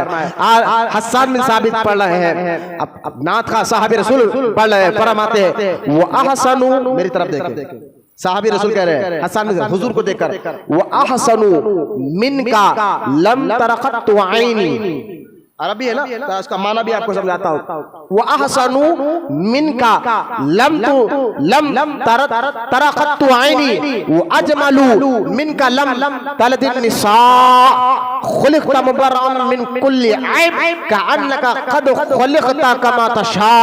अब देखिए हसन बिन साबित कहते हैं या रसूलल्लाह मेरी आंख ने आप जैसा हसीन जमील देखा ही नहीं। ये वो तारीफ कर जिन्होंने हुजूर को देखा है ना। अरब में एक से खूबसूरत थे, लेकिन हसन में साबित कहते हैं कि या रसूल अल्लाह मेरी आंख ने आप जैसा हसीन और जमील देखा ही नहीं। और फिर फरमाते वो अजमलू मिनका लम तलिदिन निसा कि या रसूल अल्लाह देखता भी कैसे कि आप जैसा हसीन और जमील को किसी माँ ने जना ही नहीं। सहाबी रसूल कह रहे हैं हुजूर को सामने बिठाकर, पहला शेर में क्या कहा, या रसूल अल्लाह आप जैसा हसीन और जमील मैंने देखा ही नहीं। दूसरे शेर देखता भी कैसा, कोई माँ ने आप जैसा बच्चे को जना ही नहीं। हुजूर ने ये नहीं कहा हसन क्या कह रहे हो, खामोश हो जाओ, तुम मक्के में मुझे देख रहे हो सकता दुनिया के किसी कोने में मुझसे ज्यादा हसीन और जमील है ना, मुझसे ज्यादा कोई हसीन और जमील होगा। और कोई आज का वहां भी कहे अरे हसन बिन साबित कह रहे थे हुजूर को मक्के में देखा, मक्के के बाहर दूसरे मुल्कों में हुजूर से भी ज्यादा माशाल्लाह कोई हसीन और जमील था होगा। हसन बिन साबित तो मक्के के बाहर गए भी नहीं, तुम कैसे ये शायर पढ़ रहे हो। मैंने कहा चलो आओ उससे पूछते हैं जिसने सारी कायनात को देखा है, सारे नबियों को देखा है, सारे नबियों के पास गया है, सारे नबियों को अल्लाह का पैगाम दिया है, सारे नबियों को अल्लाह का सलाम पहुंचाया है, सारे नबियों के पास वही लेकर गया है। उसने जन्नत को भी देखा है, उसने फरिश्तों को भी देखा है, उसने हूरों को भी देखा है। उससे पूछते हैं तू बता कि मेरे नबी का हुस्न और जमाल कैसा है, वो कौन है। वो फरिश्तों का सरदार जिब्रील अलैहिस्सलाम, फरिश्तों का सरदार जिब्रील अलैहिस्सलाम है। जिब्रील से पूछते हैं बताओ कि मेरे आका खुद एक बार पूछते हैं ऐ जिब्रील बता मुझ जैसा हसीन और जमील भी तूने देखा है, मुझ जैसा भी तूने देखा है। तो हजरत जिब्रील जिन्होंने यूसुफ अलैहिस्सलाम को भी देखा है, कुरान में सूरह यूसुफ आपने सुना होगा कि औरतों ने उनको देखकर उंगलियां काट, ऐसा हुस्न जमील।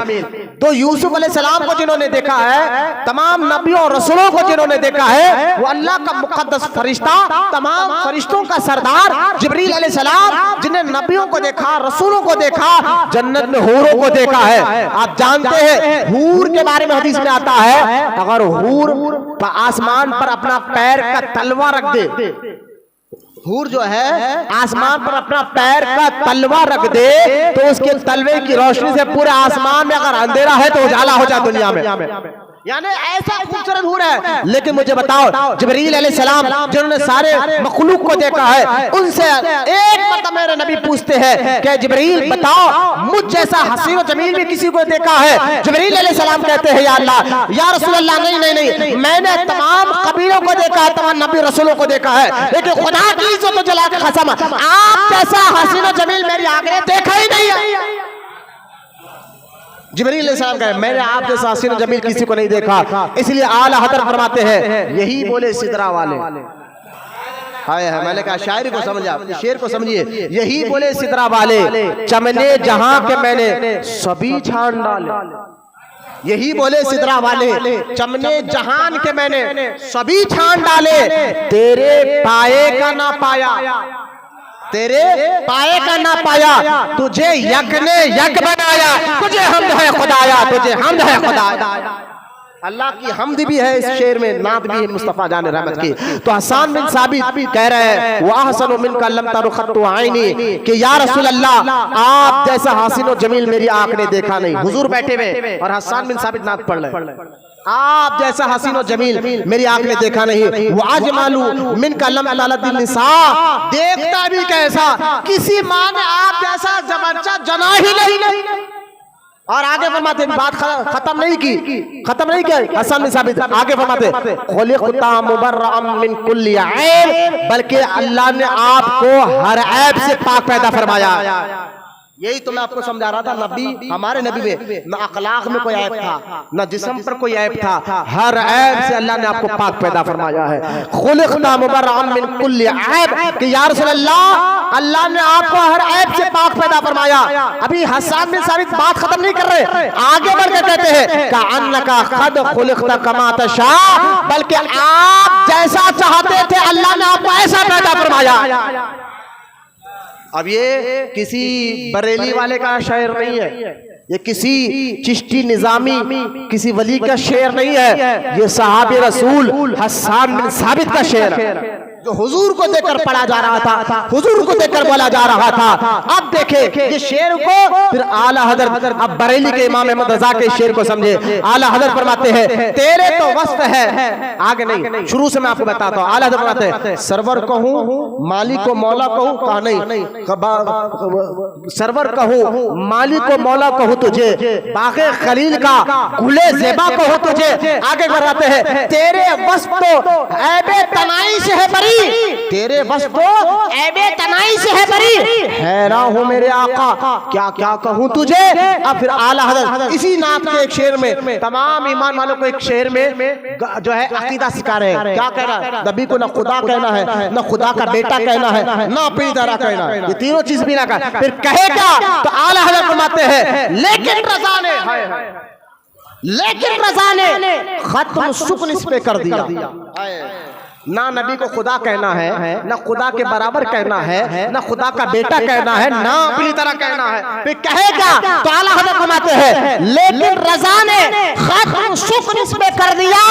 खालिक का बंदा, वो तो आप नबी अल्लाह के बंदे, खालिक का बंदा और खल्क़ का आखा है तो अल्लाह के बंदे और सारे मखलूक क्या आका है, बोलो ना सुभान अल्लाह। है तो अल्लाह के बंदे, सारे मखलूक क्या बाका है। ये जो नबी के बारे में अकीदा रखेगा उसके ईमान को अल्लाह कबूल फरमाता।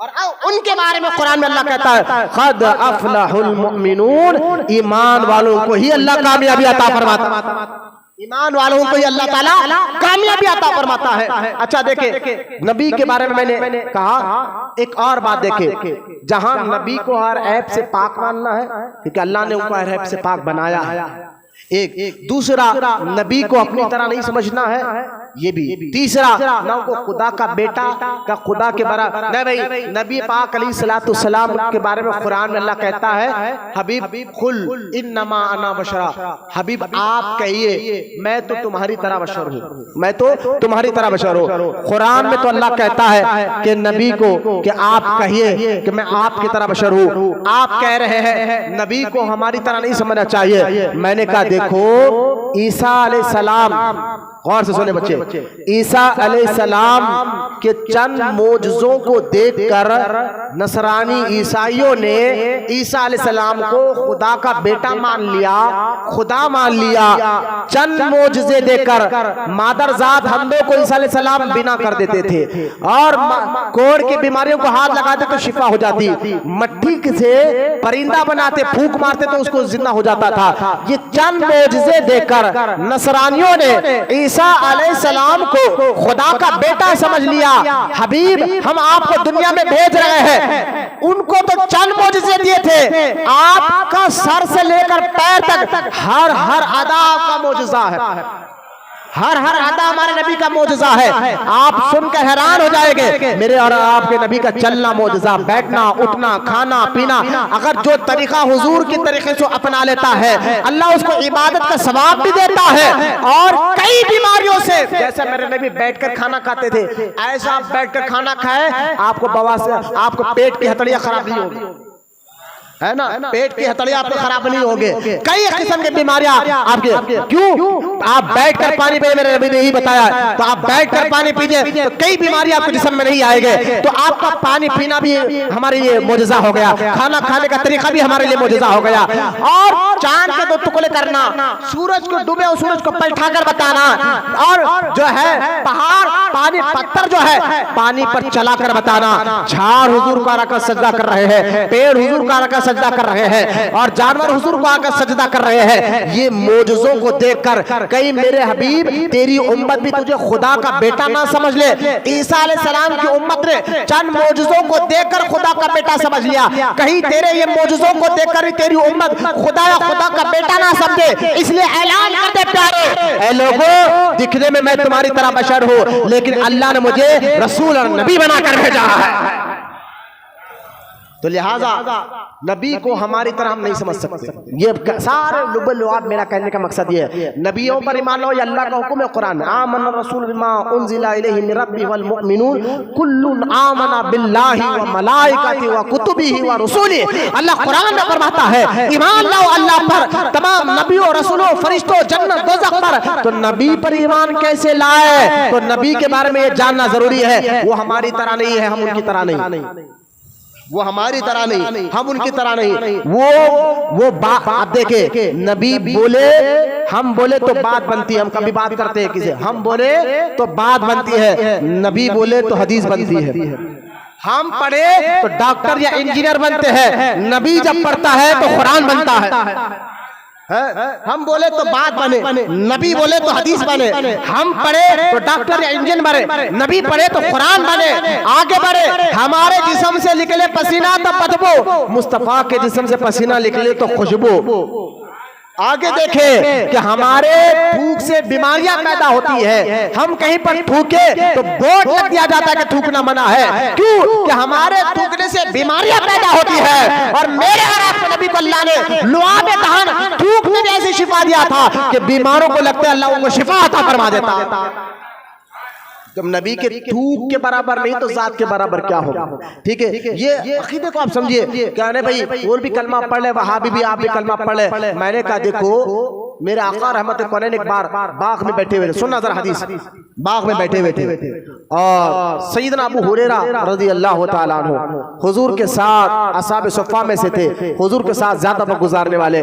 वो फरमाते मैं हुजूर के साथ खड़ा होता, अचानक हुजूर ने मुझे बुलाया, कहा अबू हुरैरा इधर आओ। मैं हाजिर हुआ, फरमा अपनी नालैन मुझे दिया। ये मिशकात शरीफ में हदीस पाक है, साहिब मिशकात कहते हैं, हदीस में आता है हुजूर ने अपनी नालैन मुझे दिया और फरमाया अबू हुरैरा ये मेरी नालैन उठा लो। नालैन समझते आप? चप्पल मुबारक, नालैन शरीफ। कहा ये नालैन उठा लो, उठा दिया। फरमाया बाहर जाओ, जो भी मुसलमान तुझे दिखे उसको कहना जो ला इलाहा इल्लल्लाह कहेगा, यानी कलमा का, और इसका जुबान से इकरार, दिल से इस पर ईमान लाएगा, अल्लाह उसको जन्नत में दाखिल फरमाएगा। हज़रत अबू हुरैरा कहते हैं मैं नालैन लेकर बाहर निकला, जो भी मुसलमान मेरे सामने से गुजरता मैं कहता देखो ला इलाहा इल्लल्लाह गवाही दो और ऐलान करो, जुबान से इक़रार, दिल से यकीन करो। हम यकीन करते अल्लाह तुम्हें जन्नत में दाखिल फरमाएगा। अब हदीस में आता है हुजूर अबू हुरैरा को कहते हैं अबू हुरैरा जाकर ठहर जा और ऐलान कर दे तो बात समझ में आ जाती, लेकिन साथ में नालैन क्यों दिया है ना? ये मेरी नालैन उठा कर ले जा और नालैन हाथ में लेकर कहना कि जो ला इलाहा इल्लल्लाह कहेगा तो अल्लाह उसको जन्नत में दाखिल फरमाएगा। तो ये नालैन किस लिए दिए हैं? तो पता चला नालैन इसलिए दिया गया है कि ऐ ला इलाहा इल्लल्लाह कहने वालों, तुम ला इलाहा इल्लल्लाह तो कह रहे हो, अल्लाह करे सब बात समझ में आ जाए। ला इलाहा इल्लल्लाह तुम कह रहे हो, लेकिन साथ ही साथ ये बात याद रखो, जब ला इलाहा इल्लल्लाह कह रहे हो तो साथ ही साथ ये नालैन वाले से, जब तक तो नालैन वाले की जात तो जात है, ये नालैन से भी मोहब्बत ना हो जाए तो तुम्हारा ला इलाहा इल्लल्लाह कहना बेकार, यानी तुम्हारा ला इलाहा इल्लल्लाह कबूल नहीं होगा। अगर तुम ला इलाहा इल्लल्लाह के साथ साथ ये नालैन पहनने वाले से और ये नालैन से भी मोहब्बत करोगे तो अल्लाह तुम्हारे ईमान को कबूल फरमाता। इसलिए मेरे आका ने नालैन देकर कहा नालैन हाथ में रखकर ऐलान करो। जैसा जो ला इलाहा इल्लल्लाह कह रहे हैं उनको चाहिए कि नालैन वाले से भी मोहब्बत करो, उस नालैन से भी मोहब्बत।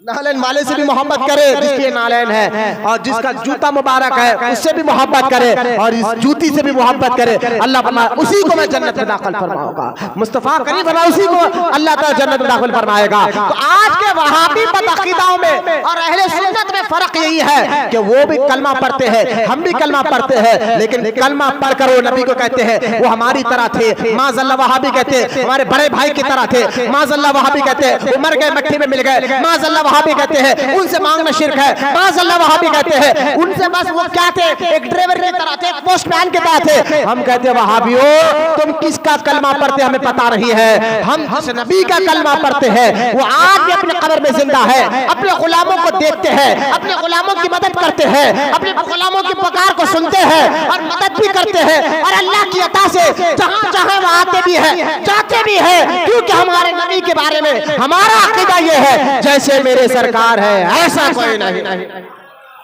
जैसे मेरे सरकार है ऐसा कोई नहीं है। लिहाजा अब आप देखें इस 50 साल हदीस से कि ईमान वाले को अल्लाह से साथ साथ रसूल से भी मोहब्बत करना, अल्लाह पर ईमान लाए तो साथ साथ नबी से भी ईमान लाना लाजिम और जरूरी है। आप देखिए आज आपको मिलेगा हम अल्लाह से बड़ी मोहब्बत करते, भाई करो, लेकिन बगैर नबी के जरिए अल्लाह मिलने वाला नहीं। इसमें क्या बड़ी बात है, आज भी ऐसे मिलेंगे आपको, इसमें क्या बड़ी बात है। हुजूर के दौर में भी थे ऐसे, वो कहते थे हम अल्लाह को मानेंगे, अल्लाह पर ईमान भी लाएंगे, अल्लाह की इबादत भी करेंगे, अल्लाह से मोहब्बत भी है। और से सुनिए आप वहां भी आज ही कह रहे ना, पहले के लोग भी करते थे ऐसी कि आप सुनिए या रसूल अल्लाह आप सुनिए हमारी बात, बोले क्या हम अल्लाह पर मानेंगे, अल्लाह की इबादत भी करेंगे, अल्लाह पर ईमान भी लाएंगे, लेकिन हम आपको नहीं मानेंगे, आपको नबी और रसूल नहीं मानेंगे। तो कुरान में अल्लाह ने आयत उतारी, कुल हबीब इनको कहे, जो आकर कह रहे हैं ना इनसे तू कहे, कुल हबीब आप कहे, कुल हबीब आप कह दीजिए क्या कि तुम ये कह रहे हो कि हम अल्लाह से पर ईमान ले, आप पर ईमान नहीं लाएंगे।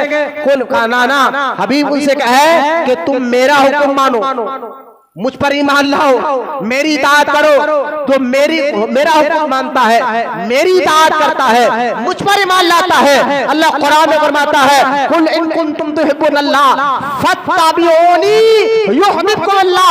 हबीब जो तुझको माने, तेरे पर ईमान लाए और उसके बाद मुझ पर ईमान लाए तो अल्लाह उनसे मोहब्बत करता है। मैंने कहा कुरान में तो अल्लाह कहता है हबीब को मानो, उसके बाद मुझे मानो, यानी उनके जरिए मेरे पास आ, मतलब यही है। तो लिहाजा वहां भी कहते हैं अल्लाह, मैंने कहा अल्लाह ही है, वो रब कहता है ये, सुभान अल्लाह, वो है, वो कहता है ये है, तुम कहते हो वो है, वो कहता है ये है ना। आप गौर फरमाइए मैं क्या कह रहा हूँ, ये बात कुरान और अहादीस की रोशनी, सहाबा इकराम रज़ी अल्लाह ताला अजमाइन जिनके बारे में कुरान में अल्लाह कहता है, मैं ईमान का जिक्र कर रहा हूँ, सूरह मोमिन की आयत नंबर 1 की तफसीर कर रहा हूँ, क़द अफ़लहल मोमिनून, अल्लाह कहता है कामयाब हो गए वो मोमिन जो ईमान लाए। ईमान वालों को कामयाब, तो ईमान कहते किसको है, अल्लाह पर ईमान कैसे लाना है, नबी और रसूल पर ईमान कैसे लाना है, ये मैं आपको समझा रहा हूँ 2 जुम्मे से लगातार, ये 2 जुम्मे से आपको लगातार समझा रहा हूँ। अभी मोमिन की सिफत का बात नहीं कर रहा, अमल की बात नहीं कर रहा, उनके ईमान किसको कहते हैं, अकीदा किसको कहते हैं, अल्लाह पर रसूल पर ईमान कैसे लाना है, ये आपको समझा रहा हूँ। लिहाजा ये एक एक बात पर आप गौर फरमाए कि यहाँ एक और बात आप सुन ले, सहाबा इकराम के बारे में कुरान में अल्लाह कहता है, बिल्कुल वक्त करीब आ गया, तब जो फरमाया सुस्ती काहली बेचैनी को खत्म करे। अल्लाह हमें कुरान हदीस से मोहब्बत, उसके सुनने का अदब की तौफीक अता फरमाए। रेडियो सूदखोरों पहलवानों के साथ बैठने की आदत बन गई है, होटलों में फोनों में बैठने की देखने की आदत बन गई है, चेहरे उतर जा रहे हैं, मस्जिद में बैठे तो बेचैनी हो जा रही है। अल्लाह हमें मस्जिदों से मोहब्बत की तौफीक अता फरमाए, मस्जिदों से अदब करने की तौफीक अता फरमाए। लिहाजा वक्त बहुत करीब आ गया है, आप तवज्जो फरमाए। मैं कहना चाहता हूँ कुरान में अल्लाह कहता है आमिनू, सूरह बकरा में अल्लाह कहता है, सफा नंबर दूसरा तीसरा पेपर निकाले सूरह बकरा का, वहां पर ये आयत आएंगे आमिनू, अल्लाह कहता है ऐसे ईमान लाओ, ऐसे मौला कैसे ईमान लाए, कमा आमन नास, जैसे नबी के सहाबा ने ईमान लाया। अब नबी के सहाबा ने जैसे ईमान लाया, सहाबा इकराम ने सारी जिंदगी कभी भी हुजूर को अपना बड़ा भाई नहीं कहा, अपनी तरह नहीं कहा, माज़अल्लाह हुजूर ज़ाहिरी जिंदगी में थे तब भी सहाबा हुजूर का वसीला लेकर अल्लाह की दुआ में, और हुजूर दुनिया से जाने के बाद भी सहाबा कब्र मुबारक पर जाकर हुजूर का वसीला देकर अल्लाह के बारगाह में दुआ मांगा। तो बात कहते नहीं, आप क्या कहना चाह रहे हैं कि नबी को खुदा मान ले? मैंने कहा नहीं, ना वो खुदा है, ना वो खुदा के बराबर है, ना वो खुदा के बेटे हैं, ना हो हमारी तरह। आप क्या माने? बंदा माने, रसूल माने, तो लिहाजा लेकिन माने, लेकिन आम बंदों की तरह नहीं, आम इंसानों की तरह नहीं। यही तो सहाबा का अकीदा, यही तो।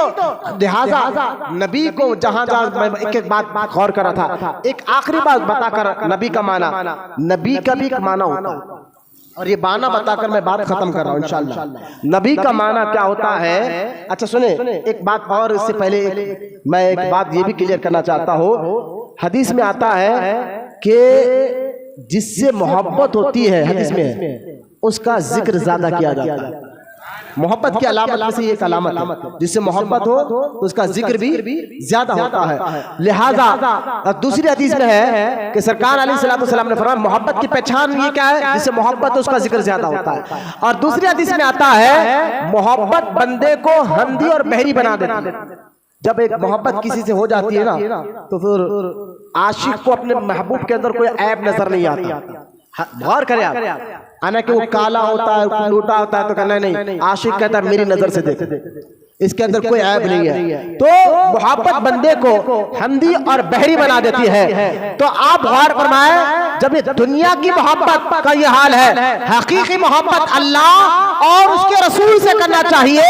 तो मुस्तफा जाने रहमत सल्लल्लाहु ताला अलैहि वसल्लम से मोहब्बत, जिनको अल्लाह ने हर ऐब से पाक पैदा फरमाया है ना, आपके अखलाक, आपकी मिजाज, आपकी आदतें, तो लिहाजा आप तवज्जो फरमाइए कि उनसे मोहब्बत क्या है। इसलिए हम अहले सुन्नत जो है, जिससे मोहब्बत होती है उसका जिक्र भी ज्यादा होता है। कभी मिलाद कर कर उनका जिक्र करते हैं, कभी 11वीं कर कर उनका जिक्र करते हैं, कभी छठी कर कर उनका जिक्र करते हैं। ये तुम बार बार उनका जिक्र क्यों करते हो? अरे हम इसलिए मुस्तफा जाने रहमत का जिक्र करते हैं, उनसे मोहब्बत की पहचान उनका जिक्र ज्यादा होता है।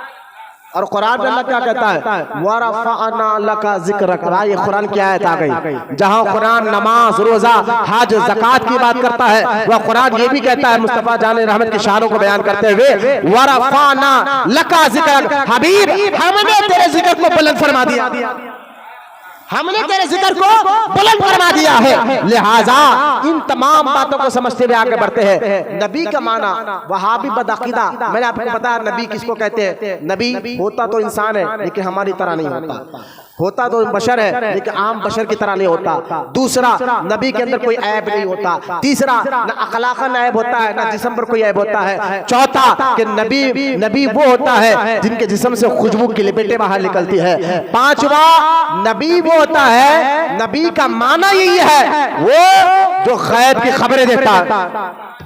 ये आखिरी बात समझ ले, नबी का माना क्या है? गैब की खबर देने वाला। क्योंकि या यूहन नबी कुरान में कहता है ए गैब की खबरें देने वाले। नबी का माना ही गैब की खबरें देना। अगर कोई वहाबी आपका आकर कहे कि दीवार के पीछे क्या है, ये नबी को नहीं मालूम होता, मैंने कहा फिर वो नबी कैसे? अरबी जुबान में, अरबी लुगत में गौर फरमाएं, अरबी लैंग्वेज में नबी का माना ही गैब की खबर देने वाला।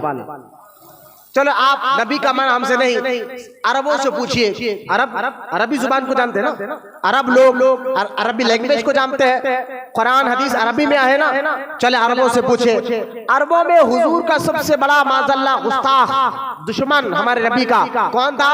अबू जहल, जिनके बारे में सरकार ने फरमाया जब ये मरा तो ये मेरी उम्मत का फिरौन था। हुजूर ने फरमाया अबू जहल जैसा शख्स। और आज का मौलवी वहाबी बदअकीदा मौलवी भी है, बदअकीदा भी है, कहता है नहीं नबी को गैब का इल्म नहीं होता। मैंने कहा नबी का, गौर करें, अल्लाह करे मेरी बात समझ में आ जाए, नबी का माना ही गैब की खबर देने वाला। नबी को नबी कहा इसलिए जाता है वो जो गैब की खबरें दे। नबी का माना अरबी में नून बा या नबी, नबी का माना ही गैब की खबरें दे। जैसा कि आप देखें कि एक बंदे का नाम रहीम है, तो मैंने कहा रहीम का माना ही रहम करने वाला।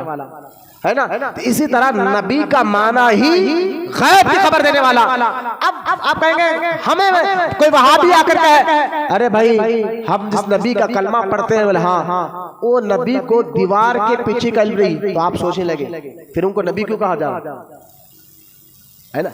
दीवार के पीछे का इल्म नहीं है। वहाबियों ने लिखा है, ये है सुन्नी और वहाबी में फर्क। कोई लड़ाई झगड़े की बात नहीं कर रहा हूं मैं, बात को आप समझिए। बहुत संजीदगी से मैं आपको ये बात समझाने की कोशिश कर रहा हूँ। फातिहा दुरूद का झगड़ा नहीं है। इन लोगों ने हमारे आका की शान में गुस्ताखी बेदबिया की है। हालात कुछ भी है भाई, माहौल देखिए, लोग आज रील बना रहे हैं फेसबुक पर, इंस्टाग्राम पर, दीन को लेकर मजाक बना रहे हैं। ऐसे मौके पर अब ये बात लेकर बैठे हैं। मैंने कहा यही दौर में पहले ईमान की बात की जाएगी, अकीदे की बात की जाएगी, अल्लाह पर ईमान कैसे लाना है, नबी और रसूल पर ईमान कैसे लाना है, जन्नत फरिश्तों पर ईमान कैसे लाना है। पहले ईमान को मजबूत किया जाएगा, उसके बाद नमाज, रोजे, हज, ज़कात, अखलाक की बात की जाएगी। एक बंदे के पास नमाज है, रोजा है, हज है, ज़कात है, अच्छी आदतें हैं, लेकिन नबी को क्या वो तो हमारी तरह थे। आप बताएं कि उसकी बात कबूल होगी? कहा नहीं। क्यों? क्योंकि वो नबी के बारे में अकीदा ही सही नहीं रखता। तो पहले अकीदा है, पहले ईमान है, उसके बाद अमल है। कुरान में जहां जहां आयत पाक है, कुरान की तरतीब ज़हन में रखे, इन्नल्लज़ीना आमनू व आमिलुस सालिहात, ये आयत कुरान में कई जगह पर आई है, जिसमें अल्लाह फरमाता है बेशक जो लोग ईमान लाए और अच्छे काम करे वो कामयाब। तो इस आयत में आपने कभी गौर किया? इन्नल्लज़ीना आमनू व आमिलुस सालिहात, अल्लाह ने पहले क्या ईमान का जिक्र किया, उसके बाद अमल का जिक्र किया। कहीं पर आयत में ये नहीं आया इन्नल्लज़ीना सालिहात, वो लोग जो अच्छे काम करे, वो आमिलू फिर ईमान लाए उनका वो कामयाब है। कहीं पर भी कुरान पाक में, समझाओ मियां, समझाओ, अदब सीखो के अगर कोई वहाबी बदअकीदा अपनी किताबों में लिखे कि दीवार के पीछे क्या है, नबी को नहीं मालूम, जबकि नबी का माना ही गैब की खबर देने वाला। तो ये माना कहां से जमेगा बताइए? तो अब अरबों से पूछे कि वो नबी का माना, सहाबा, अरबों से माना सहाबा, वो अरब है, वो आशिक रसूल है। हाँ उसमें गुस्ताख भी है, उनकी बात नहीं, लेकिन गुस्ताख हो या हो, अरबी लैंग्वेज के हिसाब से अरब के लोग नबी का माना जानते थे कि नबी का माना ही गैब की खबर देना, नबी का माना ही गैब की खबर देना है।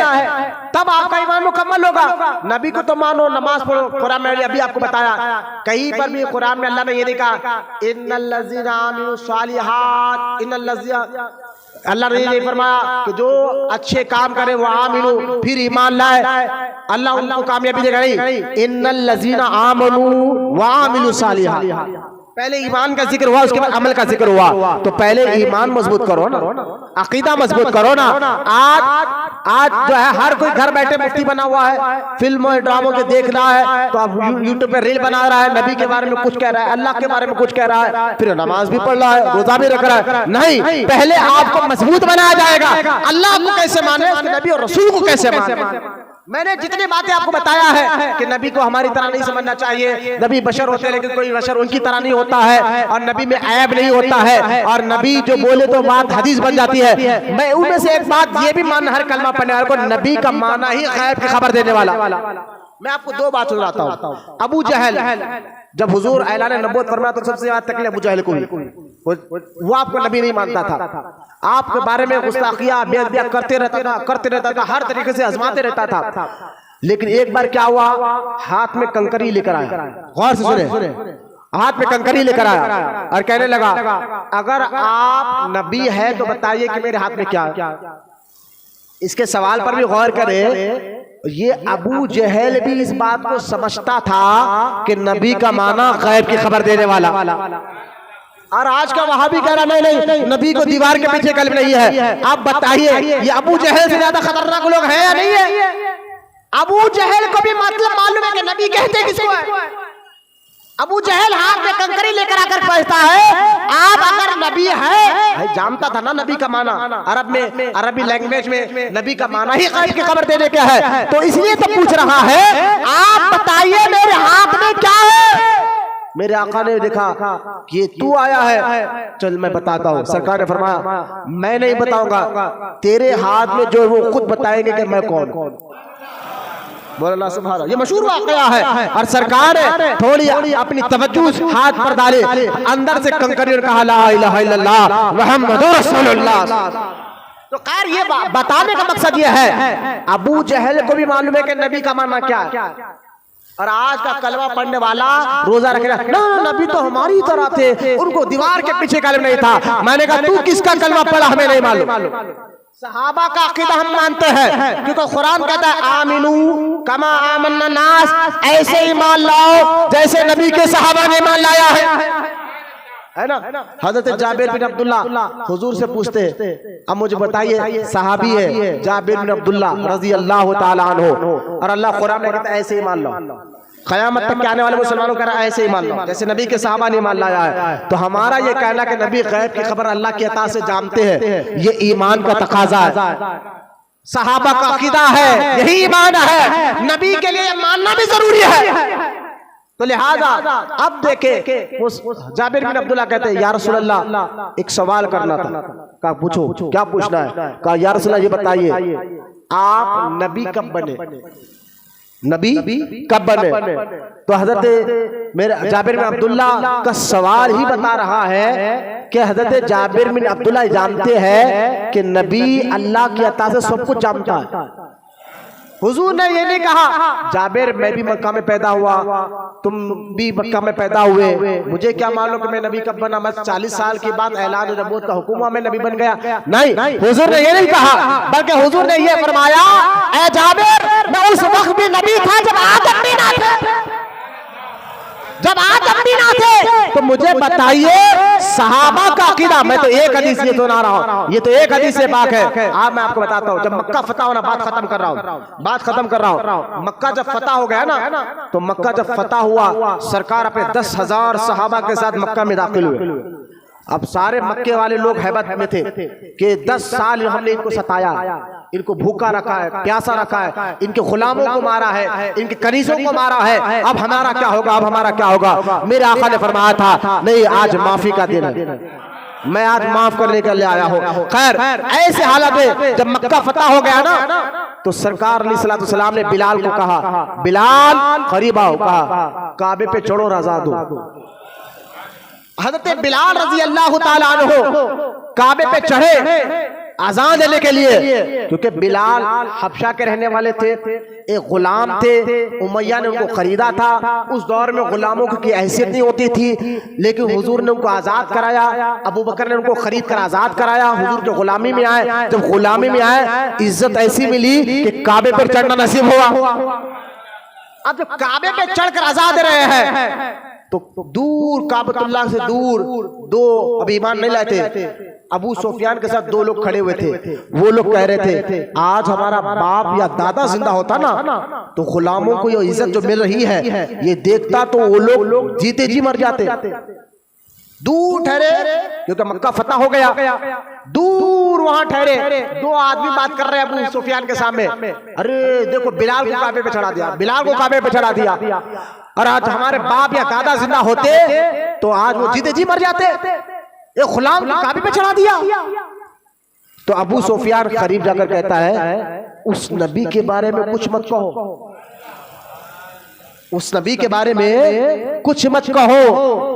तो वो दोनों आदमी कहने लगे ए अबू सुफियान वो तो काबे के करीब खड़े हुए, हम उतनी दूर खड़कर बात कर रहे हैं, उन्हें कैसे मालूम होगा, उन्हें कैसे मालूम हम क्या बात कर रहे हैं। बात भी समझ में आ रही ना, एक बंदा रोड के उधर खड़ा हुआ है और एक बंदा यहाँ खड़ा हुआ है, उस वहां कोई बात कर रहा है आपस में धीरे धीरे। तो मुझे बताइए यहाँ वाले को क्या मालूम होगा।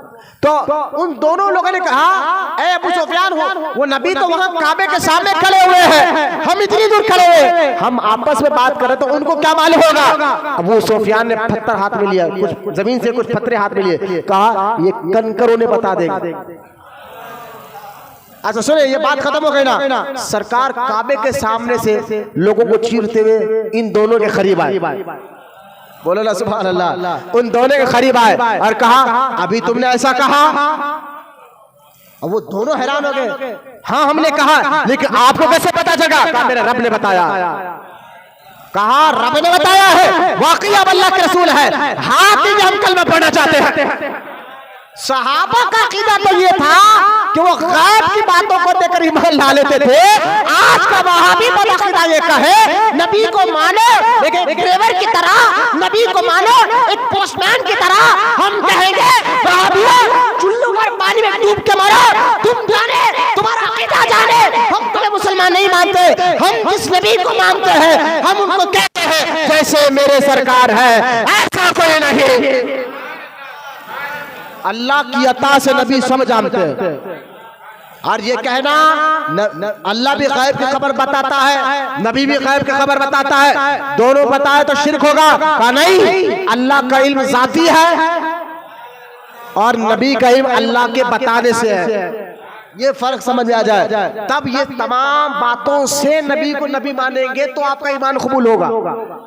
समझ गए आप? सिर्फ नबी मान लिया, मोहम्मद रसूलुल्लाह मान लिया, बड़े भाई किताबी मान रहे हैं, मोहम्मद रसूलुल्लाह भी कह रहे हैं, तो आपका ईमान कबूल। अपनी तरह भी कह रहे हैं, नबी भी कह रहे हैं, आपका ईमान कबूल। उनके अंदर ऐब भी मान रहे हैं, फिर नबी भी मान रहे हैं, आपका ईमान कबूल नहीं होगा।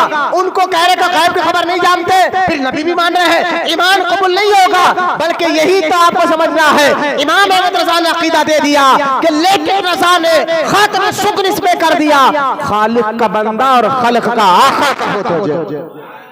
एक एक बात पर घंटों तकरीर हो सकती है। सूरह मोमिनून की आयत नंबर 1, क़द अफ़लहल मोमिनून, अल्लाह ने फरमाया कामयाब हो गए ईमान वाले। तो ईमान अल्लाह पर कैसे लाना है, नबी और रसूलों पर कैसे ईमान लाना है, उस पर मेरा उन्वान ये 2 जुम्मे खत्म हुआ। अल्लाह जिंदगी दिया, आने वाले जुमा में मोमिनों के अंदर क्या सिफत होती है उस पर मेरा मौजू होगा इंशाअल्लाह। जो सूरह मोमिनून 18 पारे में अल्लाह ने फिर एक एक कर इस सिफतों को बयान किया। जब ईमान लाए तुम्हारे अंदर ये आदत होना चाहिए, ये आदत होना चाहिए, ये आदत होना चाहिए, ये आदत होना चाहिए। बोलो सुभान अल्लाह। वो एक एक आदत पर घंटे तकरीर हो सकती है इंशाअल्लाह। जिंदगी आना जुमा मैं कहूँगा थोड़ा सा आप जल्दी तशरीफ ले जाइए, आ जाइए, 12:45 बजे के दरमियान आ जाइए, तो इंशाअल्लाह शुरू से आपको सुनने को मिलेगा। लेकिन बयान रिकॉर्ड भी होता है, यूट्यूब पे चला भी गया है इंशाअल्लाह। अगर यूट्यूब पर मौलाना इरफान कादरिया पुराना पुल दरगाह मारेंगे तो ये बयान यूट्यूब पर भी आ जाएगा। आप सुने और अपने ईमान और अपने अकीदे को मजबूत रखे। ईमान वाले ही को अल्लाह दोनों जहां में कामयाबी अता फरमाता। अल्लाह की बारगाह में दुआ है अल्लाह हम तमाम को कहने सुनने से ज्यादा अमल की तौफीक अता फरमाए। अल्लाह ताला हमें सच्चा आशिक रसूल बनाए। क़यामत तक अल्लाह ताला हमारी नस्लों में आशिक रसूलों को पैदा फरमाए। वमा अलैना इल्लल बलाग वल्हम्दुलिल्लाहि रब्बिल आलमीन।